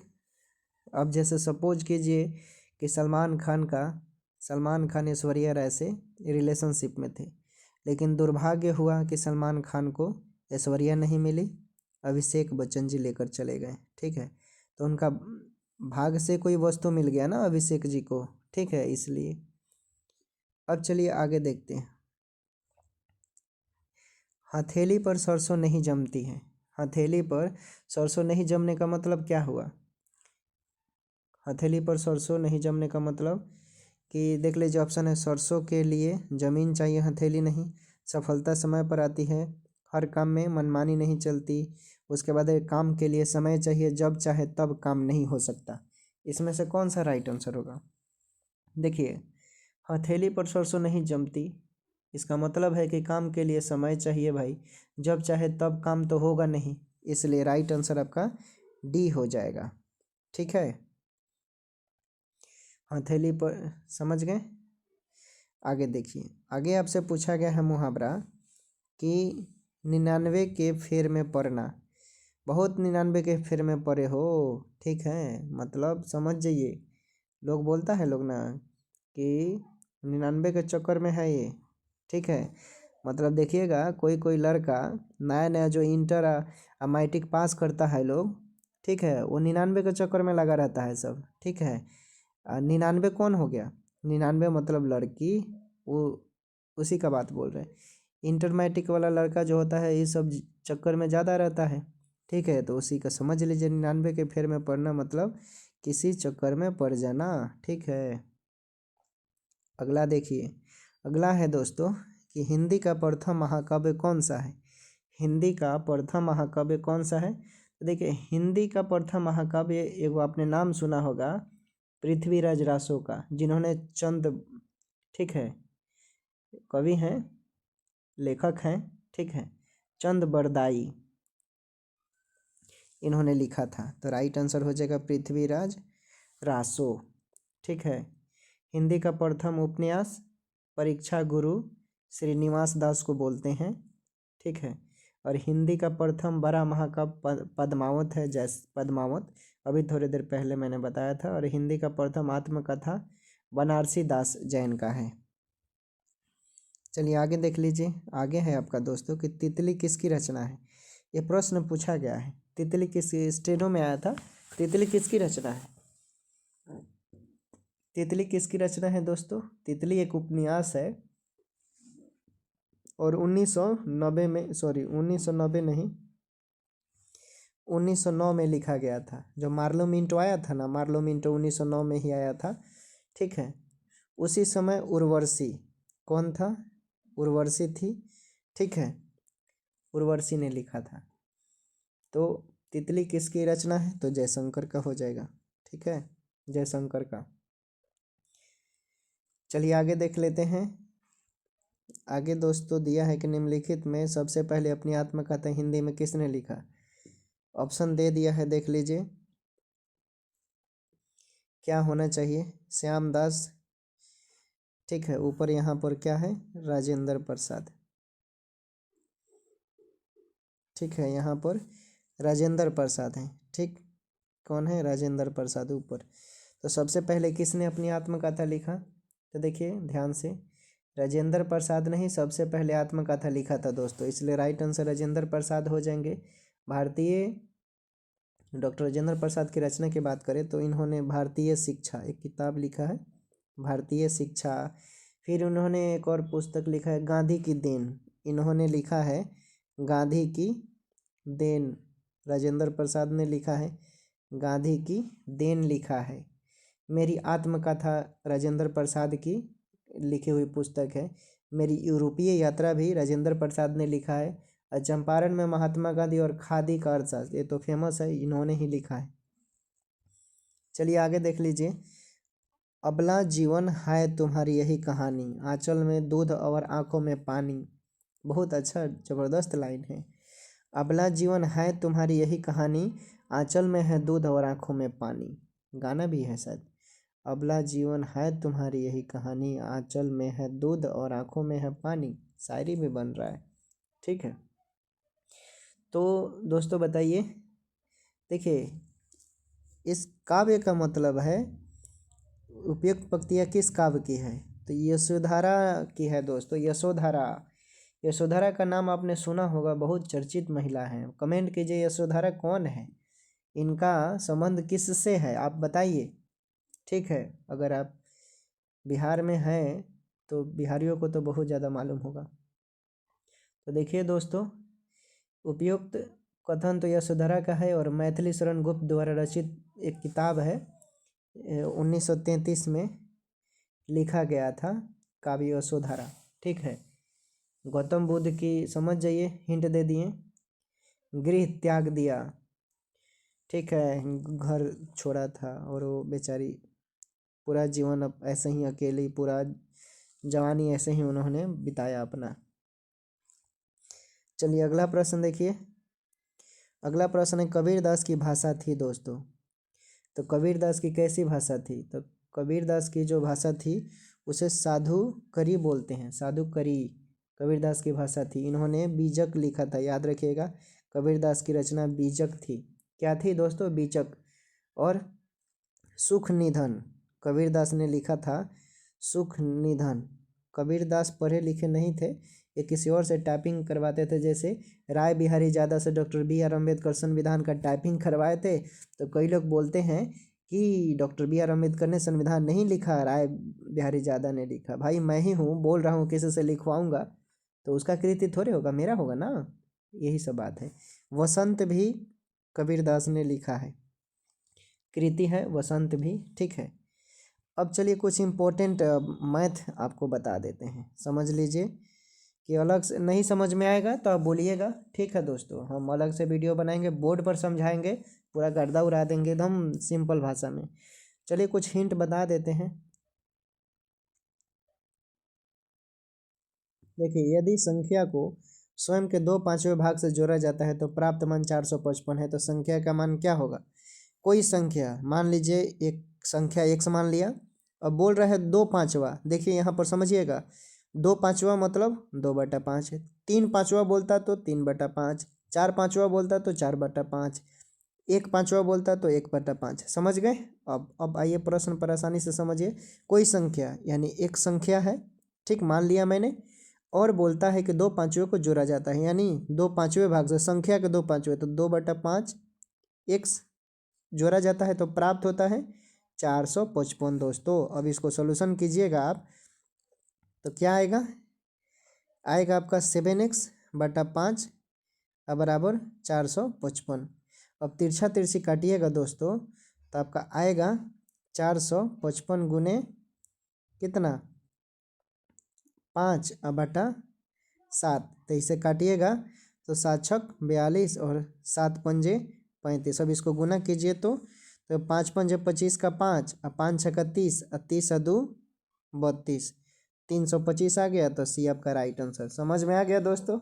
आगे देखिए, दम गर्दा उड़ा कर पढ़िए, मैथ बनाइए, मैथ बनाइएगा तो मज़ा आएगा। चलिए आगे देखते हैं। बोल रहा है 7 लड़कों का शरीर का वजन 70 kg, 64 kg, 55 kg, 81 kg, 45 kg, 76 kg और 92 kg है। क्या पूछ रहा है? औसत। तो औसत में जितना संख्या होता है उसे हम भाग दे देते हैं। देखिए 70 गो है, 64 kg है, 55 है, 45 है, 81 है, ठीक है, और 76 है। जोड़िए तो सब कब हो? 1 2 3 4 5 6, ठीक है, एगो 92 है, यहाँ 92 लिख दिया। 7 गो हो रहा है, और सबको आप जोड़िएगा तो जोड़ देते हैं, कितना हो रहा है? 6 1 7 और 7 2 9 और 9 5 14 और 14 5 19, 19 4 23, 23 का 3, ठीक है, हारसिल 2, 7 8, कितना हो गया दोस्तों? 8 7 15, 15 और 9, 15 9 24, 24 4 28, 28 5, 28 5, 28 5 33, 33 6 39 और 39 और 7 46 और बटा 7। अब भाग दीजिए तो 7×6 = 42, 7×6 = 42, 48 होएगा ना दोस्तों? 48, ठीक। तो 7×6 = 42 और 7 9 63, तो 69 kg आ रहा है, ठीक है। तो राइट आंसर ये हो जाएगा। दम सिंपल है, प्रैक्टिस कीजिएगा, मज़ा आएगा। चलिए आगे देखें, इम्पोर्टेंट है दोस्तों, ये थोड़ा टफ है लेकिन हम बता देते हैं आपको। देखिए, आपसे पूछा है दोस्तों कि 4 बैग और 12 पर्स का मूल्य 1520 है। 10 बैग और 30 पर्स का मूल्य क्या होगा? समझिए, 4 बैग और 12 पर्सों का मूल्य दोस्तों 1520 है। तो यहाँ पर लिखिए 4 बैग, हम 4 20 से बैग इंडिकेट कर दिए, ठीक है, और फिर 12 पर्स है तो 12 पर्स को पी से इंडिकेट कर दिए, और कितना, और का मतलब क्या होता है? प्लस। तो यहाँ लिख दिए प्लस, और कितना प्राप्त होता है? 1520 रुपया लिख दिए, ठीक है। फिर उसके बाद पूछ रहा है कि 10 बैग, तो 10 बैग हम लिख दिए, और 30 पर्स का मूल्य क्या होगा ये ज्ञात करने के लिए बोल रहा है, ठीक। तो ऐसे प्रश्नों के लिए सबसे पहले हम रेशियो निकालते हैं, ठीक है। रेशियो निकालिए, तो देखिए, तो अब रेशियो में निकालेंगे तो रेशियो मतलब भाग, ठीक है। अब देखिए तो काटिए तो 2 दूना के 4 और 2 पंजे 10, ठीक, 6 दूना 12 और 6 पंजे 30, ठीक है। तो आपका कितना आ रहा है? 2/5 आ रहा है, ठीक है, और बराबर में है आपका 1520, ठीक है। तो हमेशा इसको नहीं समझ में आएगा आपको, ठीक है, हम अलग से बोर्ड पर समझा देंगे, कोई दिक्कत नहीं है। अभी हाल फिलहाल में समझिए अगर आता है तो। अब ये जो है 2/5 है तो इसको पलट देंगे, बराबर की तरफ है, तो यहाँ पर दोस्तों 1520 गुने 5/2, 2 से काटिए तो 2 सत्ते 14, ठीक है, 2 छक्का 12, ठीक। इसको गुना कीजिए तो कितना हो रहा है, तो 5 शून्य शून्य, 5 छक्का 30 का 0, 5 सत्ते 35 और 3 38, ठीक है। 3800 रुपया ऑप्शन में देखिए सी नंबर में दिया हुआ है, आपका राइट आंसर हो गया। समझ में आया। देखिए अगर यहाँ पर देखिए ऐसे प्रश्नों के लिए जैसे आपसे बोलता कि चार, यहाँ पर जैसे फिर से एक और एग्जांपल देते हैं, आपसे पूछता कि 12 बैग, ठीक है, 12 बैग, और आपसे पूछता कि 8 बैग का मूल्य कितना है, आपसे दे देता कोई 100 रुपया, ठीक। फिर बोलता कि आपसे 3 बैग, और आपसे बोलता कि 2 बैग, तो क्या होता, इसका कितना रुपया होगा। तो ऐसे ही आप निकालते, 3 चौका 12, 4, और 2 चौके 8, 4, ठीक है। इसको गुना करते उधर, बटा में 1 है, 4/1, ठीक है। तो ऊपर जाता तो 100/4 हो जाता, 25 आता। ऐसे ऐसे ही है। या फिर भी नहीं समझ में आएगा फिर बताएंगे। अब देखिए इम्पोर्टेंट है, थोड़ा सा मोबाइल पर आपको समझ में नहीं आए। देखिए समानांतर चतुर्भुज है, सबसे पहले आप समानांतर चतुर्भुज बनाना सीखिए, ठीक है। समानांतर चतुर्भुज में आमने सामने का भुजा क्या होता है, बराबर होता है। अगर ये कोण, एक कोण दिया है 35 डिग्री, ठीक है, तो ये भी 35 डिग्री होगा। दो गो कोण का मान हमको मालूम चल गया, चतुर्भुज के चारों कोणों का मान 360 होता है, ठीक है। अब 360 में से दो कोण दिया हुआ है तो 70 हुआ ना, तो 70 को घटाएंगे तो 290 आ गया, ठीक है। 290 आ गया, एक कोण और दो कोण मालूम है, तो 290 में से 360 में से 70 घटा लिए, तो 3 गो हमें कोण, एगो चौथा कोण निकालना है, ठीक है। तो चौथा कोण को 290 में से क्या करेंगे, 35 को घटाएंगे तो निकल जाएगा ना, ठीक, ऐसे निकलेगा, ठीक है। देखिए क्या था आपका, 35 है और एक 70 है, ठीक है। इसको क्या हो जाएगा, ये 105, ऐसे भी नहीं निकलेगा, ठीक। दूसरा मेथड लगाते हैं। हमारा एक कोण का मान निकल गया, 290 निकल गया, और एगो 35 निकल गया, ठीक है। तो अगर हम 70, दो कोण 70 हो गया, ठीक है। तो क्या करेंगे, सबको जोड़ेंगे, ठीक है। सबको जोड़कर, चूँकि पूछ रहा है एगो कोण 35 है और एगो कितना है, एगो 70 है, ठीक है। तो और पूछ रहा है कि दोगुने का योग, दोगुने का योग, तो एगो 70 का, दोनों का दोगुना, तो एगो 70 हो जाएगा, 70 का एगो 140, और सबको जोड़ देंगे तो हमारा मान निकल जाएगा। बिहार सिविल कोर्ट का प्यून का जो पोस्ट है उसका भी नोटिफिकेशन निकल चुका है, उसका भी एग्ज़ाम फरवरी में होने वाला है, ठीक है। बाकी के 3 पोस्ट जो थे, क्लर्क का, कोर्ट रीडर का, ठीक है, ये सब स्टेनो का, ये सब का एग्ज़ाम हो चुका है। अब आपकी बारी है चपरासी बनने का मौका। अब बहुत ही सिंपल है, बस हिंदी, इसमें हिंदी आपके 35 नंबर के पूछे जाएंगे, मैथ 35 नंबर के, और 15 नंबर के अंग्रेजी। टोटल आपसे 85 नंबर के प्रश्न पूछे जाएंगे, और 15 नंबर के इसमें इंटरव्यू होगा, ठीक। 100 प्रश्न रहेंगे, यानी क्वालिफाइंग मार्क्स आपको 85 नंबर हैं, ठीक। और मैं पहले जैसा क्लास करवाऊँगा रेगुलर, शाम को 5 बजे से क्लास चलेगा, सभी लोग जुड़िएगा, जो भी साथी है, ठीक है। मस्त सेशन रहेगा पूरा। मैंने इसमें थोड़ा सा कंटेंट जुटाया है, ठीक है। इसको टैपिंग वगैरह करने में थोड़ा समय लग रहा है, ठीक है। हाईलाइट भी कर दिया है मैंने, ताकि आपको देखने में अच्छा लगे, ठीक। तो ठीक है दोस्तों, 2025 में आपका एग्ज़ाम है। चलिए अब देखिए, पीडीएफ चाहिए, अगर आप इस पीडीएफ को प्राप्त करना चाहते हैं तो डिस्क्रिप्शन में टेलीग्राम का लिंक है, मैं वहां आपको दे दूंगा, ठीक है। वहां से जुड़ सकते हैं, और वहां पे मैं क्विज भी करवाता हूं, ठीक। तो अभी क्विज भी चलेगा और क्लास भी चलेंगे। तो चलिए, आपको ये सेशन देखना चाहिए, प्रीवियस ईयर का क्वेश्चन है, PYQ है। तो देखिए, चलिए अब सेशन शुरू करते हैं। तद्भव शब्द कौन सा है इसमें से, तद्भव शब्द इसमें से कौन सा है। देखिए ऑप्शन देखिएगा, धैर्य दिया हुआ है, लाज है, परस्पर है, वातावरण। लाज जो है दोस्तों, ये क्या है, तद्भव शब्द है, ठीक। तद्भव का तत्सम शब्द है ये लाज, ठीक ना। और ये लज्जा से बना है, याद रखिएगा, किससे, लज्जा से बना है लाज, ठीक ना। तद्भव शब्द संस्कृत से उत्पन्न या विकसित होता है, याद रखिएगा। तद्भव जो है ये तत्सम का रूप होता है और ये क्या, ये संस्कृत से विकसित होने वाली भाषा है, ठीक है। अब चलिए कुछ और आपको इम्पोर्टेंट पॉइंट बताते हैं। देखिए, अगर आपसे प्रश्न पूछ देता कि अक्षर, ठीक है, अक्षर दे देता, ये सब पूछे गए हैं, अक्षर का तद्भव क्या होगा, तो आखर हो जाएगा, ठीक है। आखर बोलिएगा, आखर। अन्न का क्या हो जाएगा, अनाज। आशीष का, देखिए इसमें थोड़ा सा परिवर्तन होता है, जैसे आशीष है, ठीक है, तो दंत, जहाँ तलाबे स है वहाँ दंती स हो जाएगा, ठीक है, जहाँ मूर्धन्य स है वहाँ दंत स हो जाएगा। तो यही तद्भव और तत्सम होता है। तद्भव ये क्या होता है, संस्कृत से उत्पन्न हुई भाषा हो है। चलिए अगला प्रश्न देखिए। अगला प्रश्न है आपका कि विशेषण के रूप में प्रयुक्त होने वाला शब्द कौन सा है। विशेषण के रूप में प्रयुक्त होने वाला कौन सा शब्द है इसमें। ऑप्शन है तात्विक है, भारत है, ऊपर है, हंसना है। देखिए तात्विक जो है ना, ये विशेषण के रूप में प्रयुक्त हुआ है, चूंकि ये विशेषता बता रहा है यहाँ पे, ठीक ना, इसलिए आपका राइट आंसर तात्विक हो जाएगा। चलिए अगला प्रश्न देखिए। अगला प्रश्न है दोस्तों कि चिदानंद शब्द में कौन सी संधि है।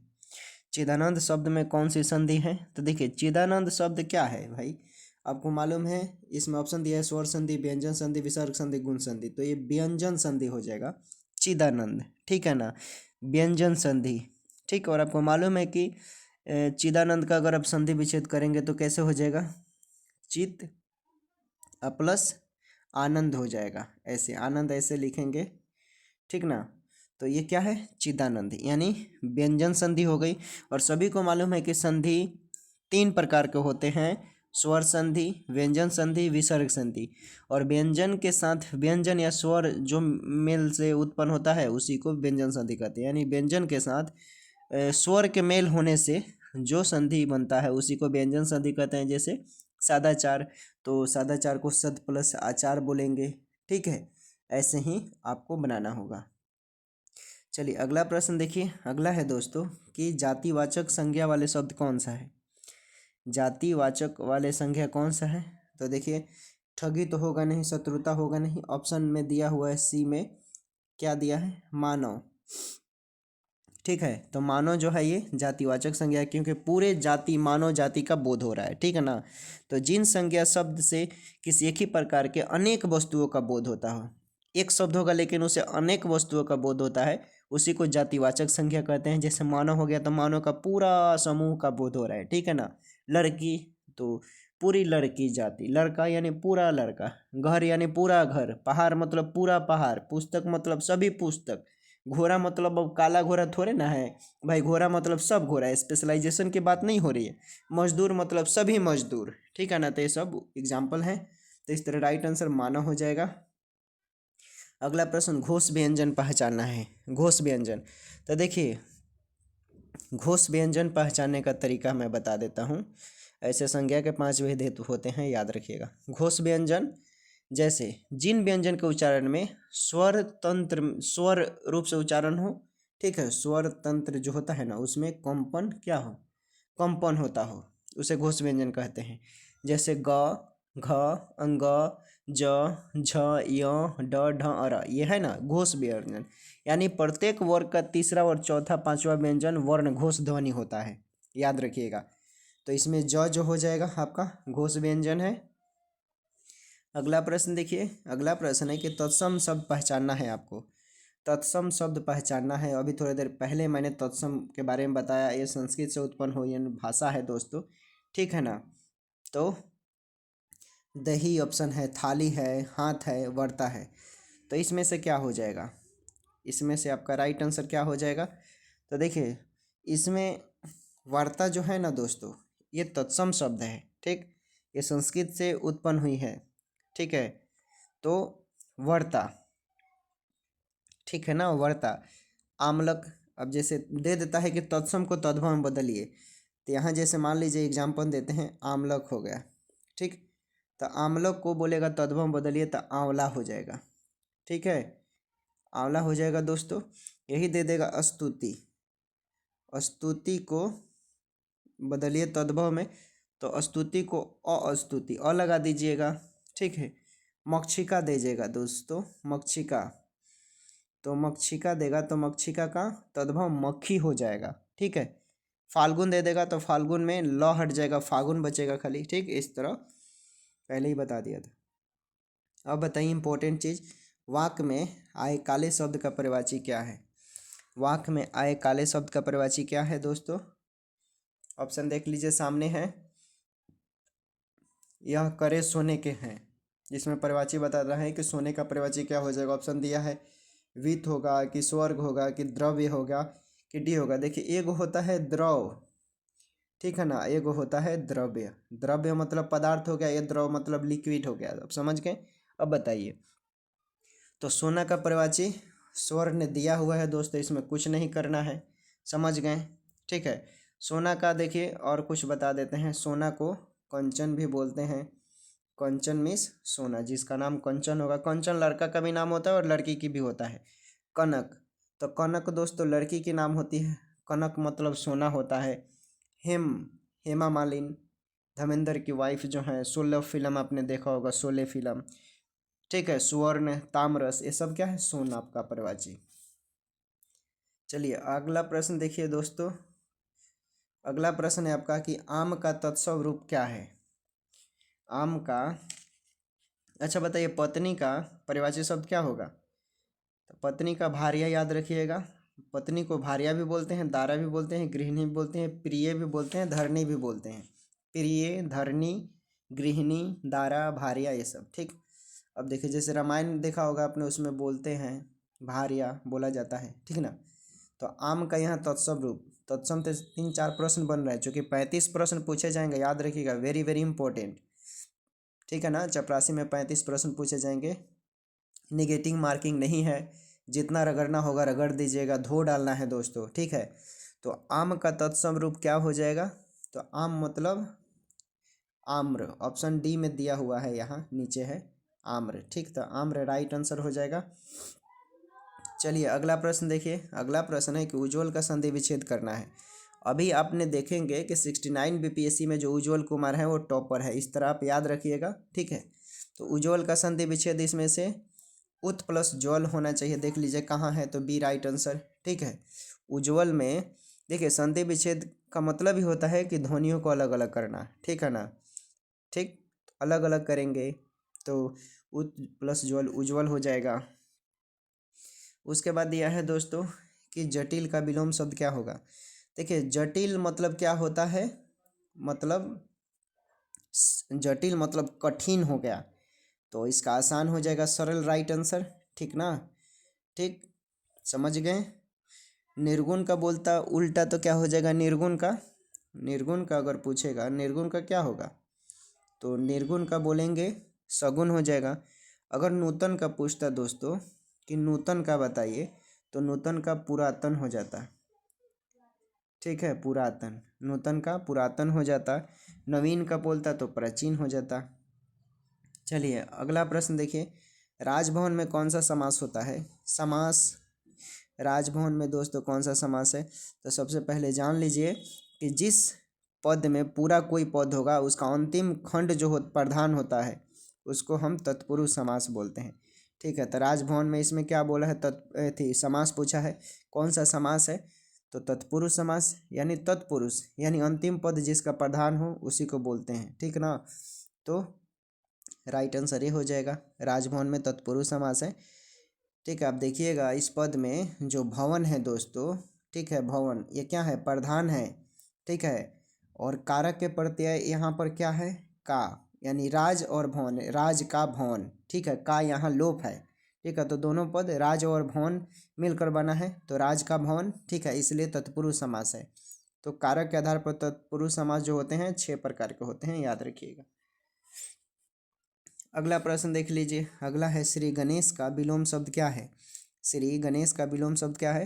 तो देखिए श्री गणेश का विलोम शब्द इसमें देखेंगे, ऑप्शन है अंतिम, इतश्री, चिरायु, परम। इतश्री जो है, इतश्री मतलब श्री गणेश बोलते हैं, इतिश्री, ठीक है, संस्कृत में इतिश्री बोला जाता है। श्री गणेश का विलोम शब्द पूछा है, ठीक है।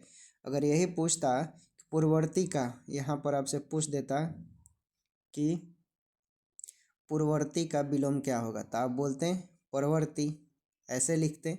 ठीक है। अगर आपसे प्रत्यक्ष का पूछता तो परोक्ष बोलते, नीरस का पूछता तो सरस बोलते। चलिए अगला प्रश्न, तप का विलोम शब्द पूछा है। किसका?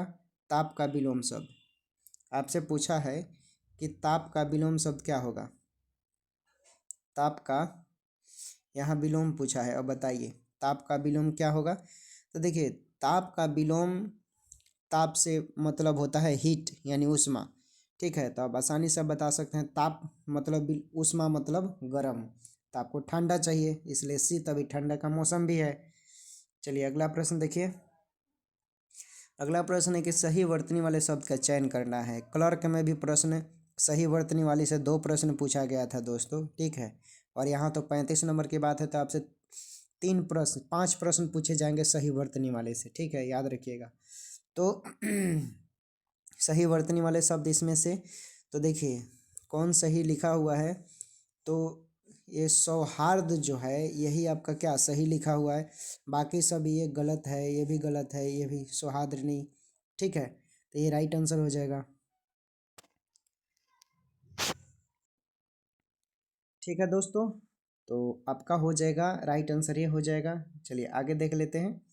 आगे आपका प्रश्न है दोस्तों कि दिए गए शब्द का विलोम शब्द चुनना है। तो इसमें आपको बताना है कि विलोम कौन है, चुप है कि मौलिक है कि वचाल है कि शांत होगा। मौन का विलोम शब्द क्या होगा, मौन का यहाँ पर दिया है मौन, तो आपको मौन का विलोम बताना है। देखिए मौन मतलब क्या होता है, जो चुप रहता है भाई। अब इसका उल्टा क्या होगा, जो भच भच करता होगा, बोलता होगा, तो वचाल। राइट आंसर वचाल हो जाएगा। ठीक है, आपसे पूछेगा कि मृदुल का उल्टा क्या होगा, तो मृदुल का रुक्ष हो जाएगा। ठीक है, आत्मा का पूछेगा उल्टा क्या होगा, तो आत्मा का परमात्मा हो जाएगा। नवीन का प्राचीन हो जाएगा। ध्वंस का मतलब खत्म हो गया, तो उसका निर्माण होगा।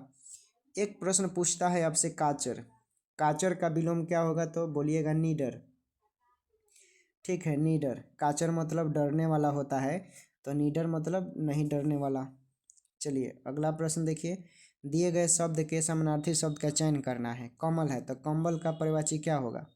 कमल का क्या मतलब कमल के समान जैसा कौन सा अर्थ होगा, तो देखिए इसमें आपका राइट आंसर कमल, अम्बुज मिस कम्बल होता है, पंकज मिस कमल होता है, नीरज मिस कमल होता है, सरोज मिस कमल होता है। तो देखिए ऑप्शन में अम्बुज है, इसलिए राइट आंसर अम्बुज हो जाएगा। चलिए अगला प्रश्न देखिए।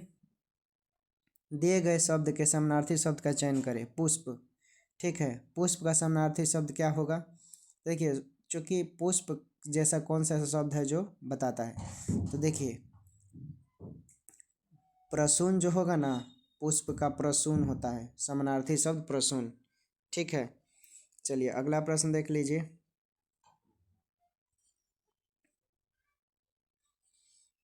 देखिए अगला प्रश्न आपसे पूछा है कि दिए गए 4 विकल्प में से उस विकल्प का चयन करें जो नीचे मुहावरे का अर्थ व्यक्त करता है। अब यहाँ पर आपको क्या बताना है, मुहावरा बताना है।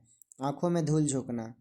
ठीक है, आंखों में धूल झोंकने का मतलब क्या है, ये प्रश्न क्लर्क में आया हुआ है दोस्तों। इसी को दूसरे रूप में कतराने वाला जो था ना, ये इसी से रिलेटेड है। ठीक है, देखिए ये प्रश्न क्लर्क में भी पूछा था, अभी जो 22 दिसंबर को परीक्षा हुआ है उसमें भी ये प्रश्न पूछा गया था।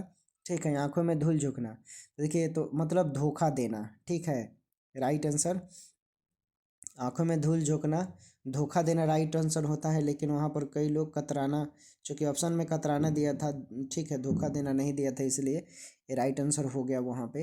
लेकिन यहाँ पर धोखा देना राइट आंसर होगा। ठीक है, इसलिए राइट आंसर आपका डी हो जाएगा। ठीक, और चलिए आपसे पूछते हैं 9 2 11 का मतलब क्या होता है, रफू हो जाना नहीं भाग जाना। ठीक, नाक कटना का मतलब क्या होता है, नाक कटना मतलब प्रतिष्ठा चला गया आपका। ठीक है, नाक पर सुपारी तोड़ना यानी बहुत परेशान करना। नाक पर सुपारी तोड़ना मतलब बहुत परेशान होना। और दूर दूर की हाँकना यानी दूर की हाँकना समझ रहे हैं ना, कि फेंकना, जैसे फेंकता होगा ना, अरे आज मैंने तो एक रेलगाड़ी खरीद लिया। ठीक, ये फेंकने वाली बात हो गई। निम्नलिखित प्रश्न में दिए गए 4 विकल्प में से उस विकल्प का चयन करें जो मुहावरे का अर्थ व्यक्त करता है दोस्तों। तो देवता कूच कर जाना, देवता कूच कर जाना। चलिए दोस्तों बताइए, देवता कूच कर जाना यानी इस मुहावरे का सही अर्थ घबरा जाना होगा। ठीक है, यानी देवता चूर जाना मतलब घबरा जाना, राइट आंसर घबरा जाना हो जाएगा। अब जैसे देखिए, कान भरना का मतलब क्या होता है? मुँह चुगली करना। कान भरना का मतलब चुगली चुगली करना होता है। उसके बाद आपसे पूछ सकता है कि गुर देकर मारना। गुर देकर मारना का मतलब क्या होता है दोस्तों? तो देखिए, गुर देकर मारने का मतलब कपटपूर्ण व्यवहार करना, यानी छल कपट करना। गिदर भभकी देना। गिगर भभकी देना मतलब झूठा डर दिखाना। गुर गोबर करना यानी मजा किरकिरा कर देना। कनी कटना मतलब बच कर निकट जाना। कमर कसना यानी दृढ़ निश्चय कर लेना। कमर कसने का मतलब होता है दृढ़ निश्चय कर लेना, याद रखिएगा। अगला प्रश्न देखिए दोस्तों, इस वाक्य के लिए एक सार्थक शब्द दीजिए। किसी पर विजय पाने की इच्छा रखने वाले को क्या कहते हैं? जो किसी पर विजय पा लेता है उसको क्या बोलते हैं? देखिए, विजय पाने वाले को दोस्तों बोलते हैं जिगीसु। ठीक है ना, किसी पर विजय पाने की इच्छा रखने वाले को जिगीसु बोलते हैं। ठीक है, क्या बोलते हैं? जिगीसी। ठीक। अब देखिए, जिजीविसा। जिजीविसा मतलब जो जीने की चाह रखता है उसको बोलते हैं जिजीविसा। ठीक है, जिगीसा है लेकिन यहाँ पर जिज्ञासु हो जाएगा। ठीक है, चूंकि प्रश्न पूछा है विजयी पाने वाला तो जिज्ञासु हो जाएगा। जिज्ञासा मतलब जानने वाले को बोलते हैं। चलिए अगला प्रश्न देखिए। अगला प्रश्न है कि निम्नलिखित प्रश्न में दिए गए 4 विकल्प हैं दोस्तों, ठीक, जो मुहावरे का अर्थ व्यक्त करता है। चरपाई पकड़ना। चरपाई पकड़ना, नीचे ऑप्शन देख लीजिए।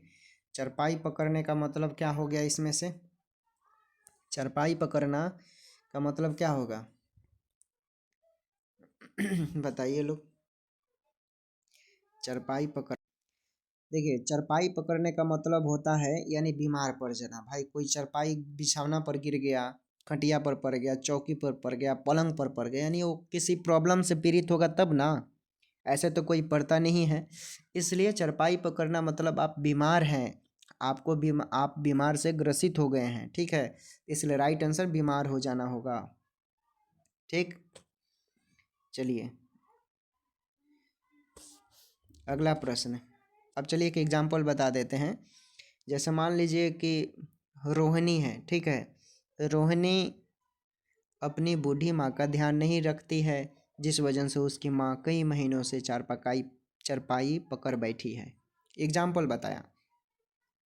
दिए गए शब्द के समानार्थी शब्द का चयन करें। आँख। आँख जैसा परिवाची शब्द कौन होता है? तो पहले जान लीजिए, आँख को बोलते हैं दोस्तों हम लोग अक्षी भी बोलते हैं। आँख को अक्षी बोलते हैं, लोचन बोलते हैं। ठीक है, नयन बोलते हैं। ठीक, नेत्र बोलते हैं, चक्षु बोलते हैं। तो पकड़ लीजिए, लोचन देखिए ऑप्शन में दिया हुआ है तो नयन के लिए लोचन हो जाएगा। चलिए अगला प्रश्न देखिए। दिए गए वाक्यांश के लिए एक सार्थक शब्द का चयन कीजिए। मरने की इच्छा। जो मरने की इच्छा रखता है उसे क्या बोलते हैं दोस्तों? देखिए, मरने की इच्छा रखता है उसको उसको बोलते हैं मुरमुसा। ठीक है, क्या बोलते हैं? मुरमुसा बोलते हैं। जो मरने की इच्छा रखता है उसे मुरमुसा। ठीक, जिसे मरने की, जो कई लोग बोलते हैं, कोई कोई प्रॉब्लम से ग्रसित हो जाते हैं, बोलते हैं हे भगवान काश इनकर प्राण निकल जाइत, कितना अच्छा रहित, बोलता है लोग। ठीक है, अपने बिहार में।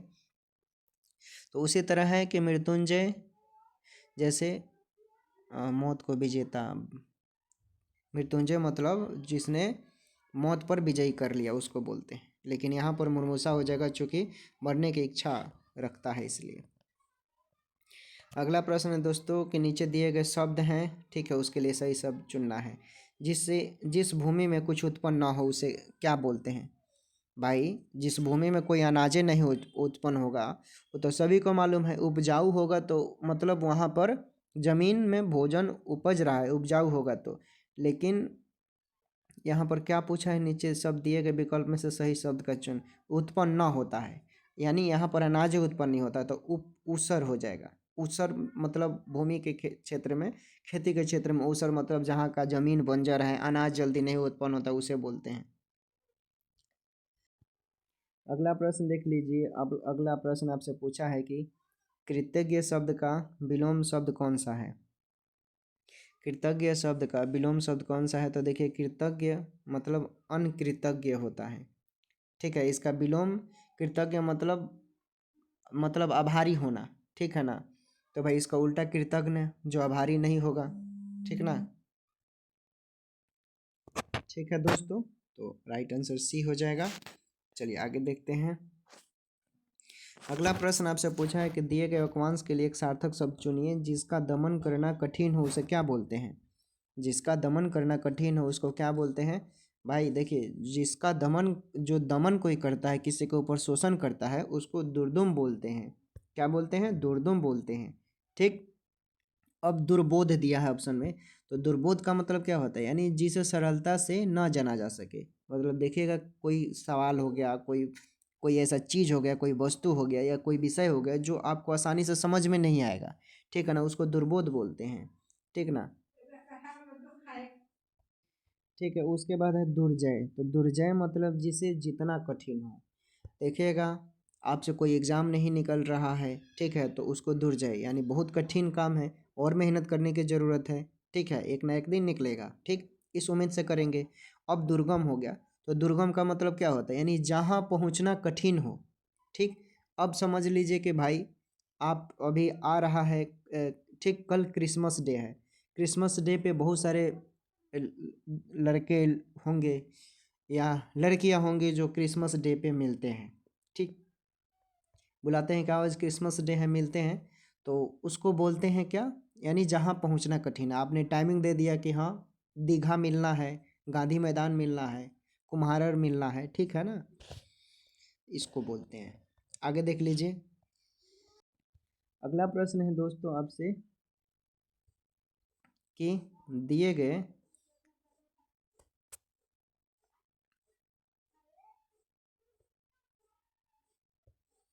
पूछा है कि दिए गए उपवांश के लिए एक शब्द दीजिए जिसके समान दूसरा ना हो।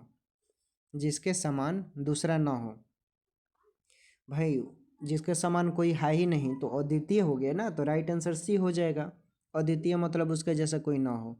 अब जैसे अनंत दिया है, तो अनंत मतलब जिसका कोई अंत ही ना हो, ठीक। असीम दिया है, असीम का मतलब क्या हुआ? जिसकी सीमा ना हो, ठीक ना। तो इस तरह पढ़ना है आपको, अच्छा लगेगा। अगला प्रश्न है 35 प्रश्न हम लोग करेंगे। जिस पर आक्रमण हो अकमांस के लिए एक शब्द होगा। जिस पर आक्रमण होता है उसे क्या बोलते हैं? तो देखिए भाई, जिस पर आक्रमण होता है, आपने मिडाइवल हिस्ट्री पढ़ा होगा, तो उसमें आक्रांत देखिएगा, राजा महाराजा बोलते हैं, राजा के सामने बोलता था लोग सैनिक कि महाराज, शत्रुओं ने आक्रांत कर दिया है, आक्रमण कर दिया है, ठीक है, उसी को बोलते हैं आक्रांता। हो गया, तो आक्रांता मतलब जो आक्रमण करे, ठीक है ना, उसको बोलते हैं। और जिस पर आक्रमण होता है उसे आक्रांत बोलते हैं, यानी करने वाले को बोलते हैं। अगला प्रश्न देखिए, विफल का विलोम शब्द क्या होगा? विफल का विलोम शब्द क्या होगा दोस्तों?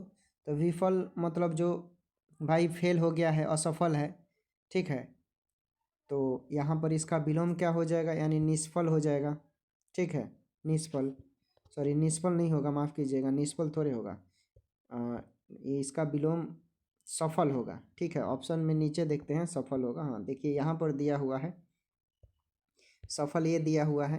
नीचे दिए गए समानार्थक शब्द का चयन करना है, यानी पर्वत जैसा और कौन सा है जो बताता है।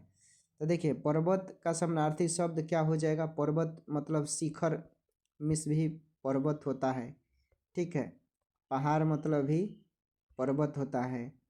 अचल मतलब भी पर्वत होता है, ठीक है। भूधर मतलब भी पर्वत होता है। मेरू मतलब भी पर्वत होता है, ठीक है। नौग मतलब भी पर्वत होता है, याद रखिएगा।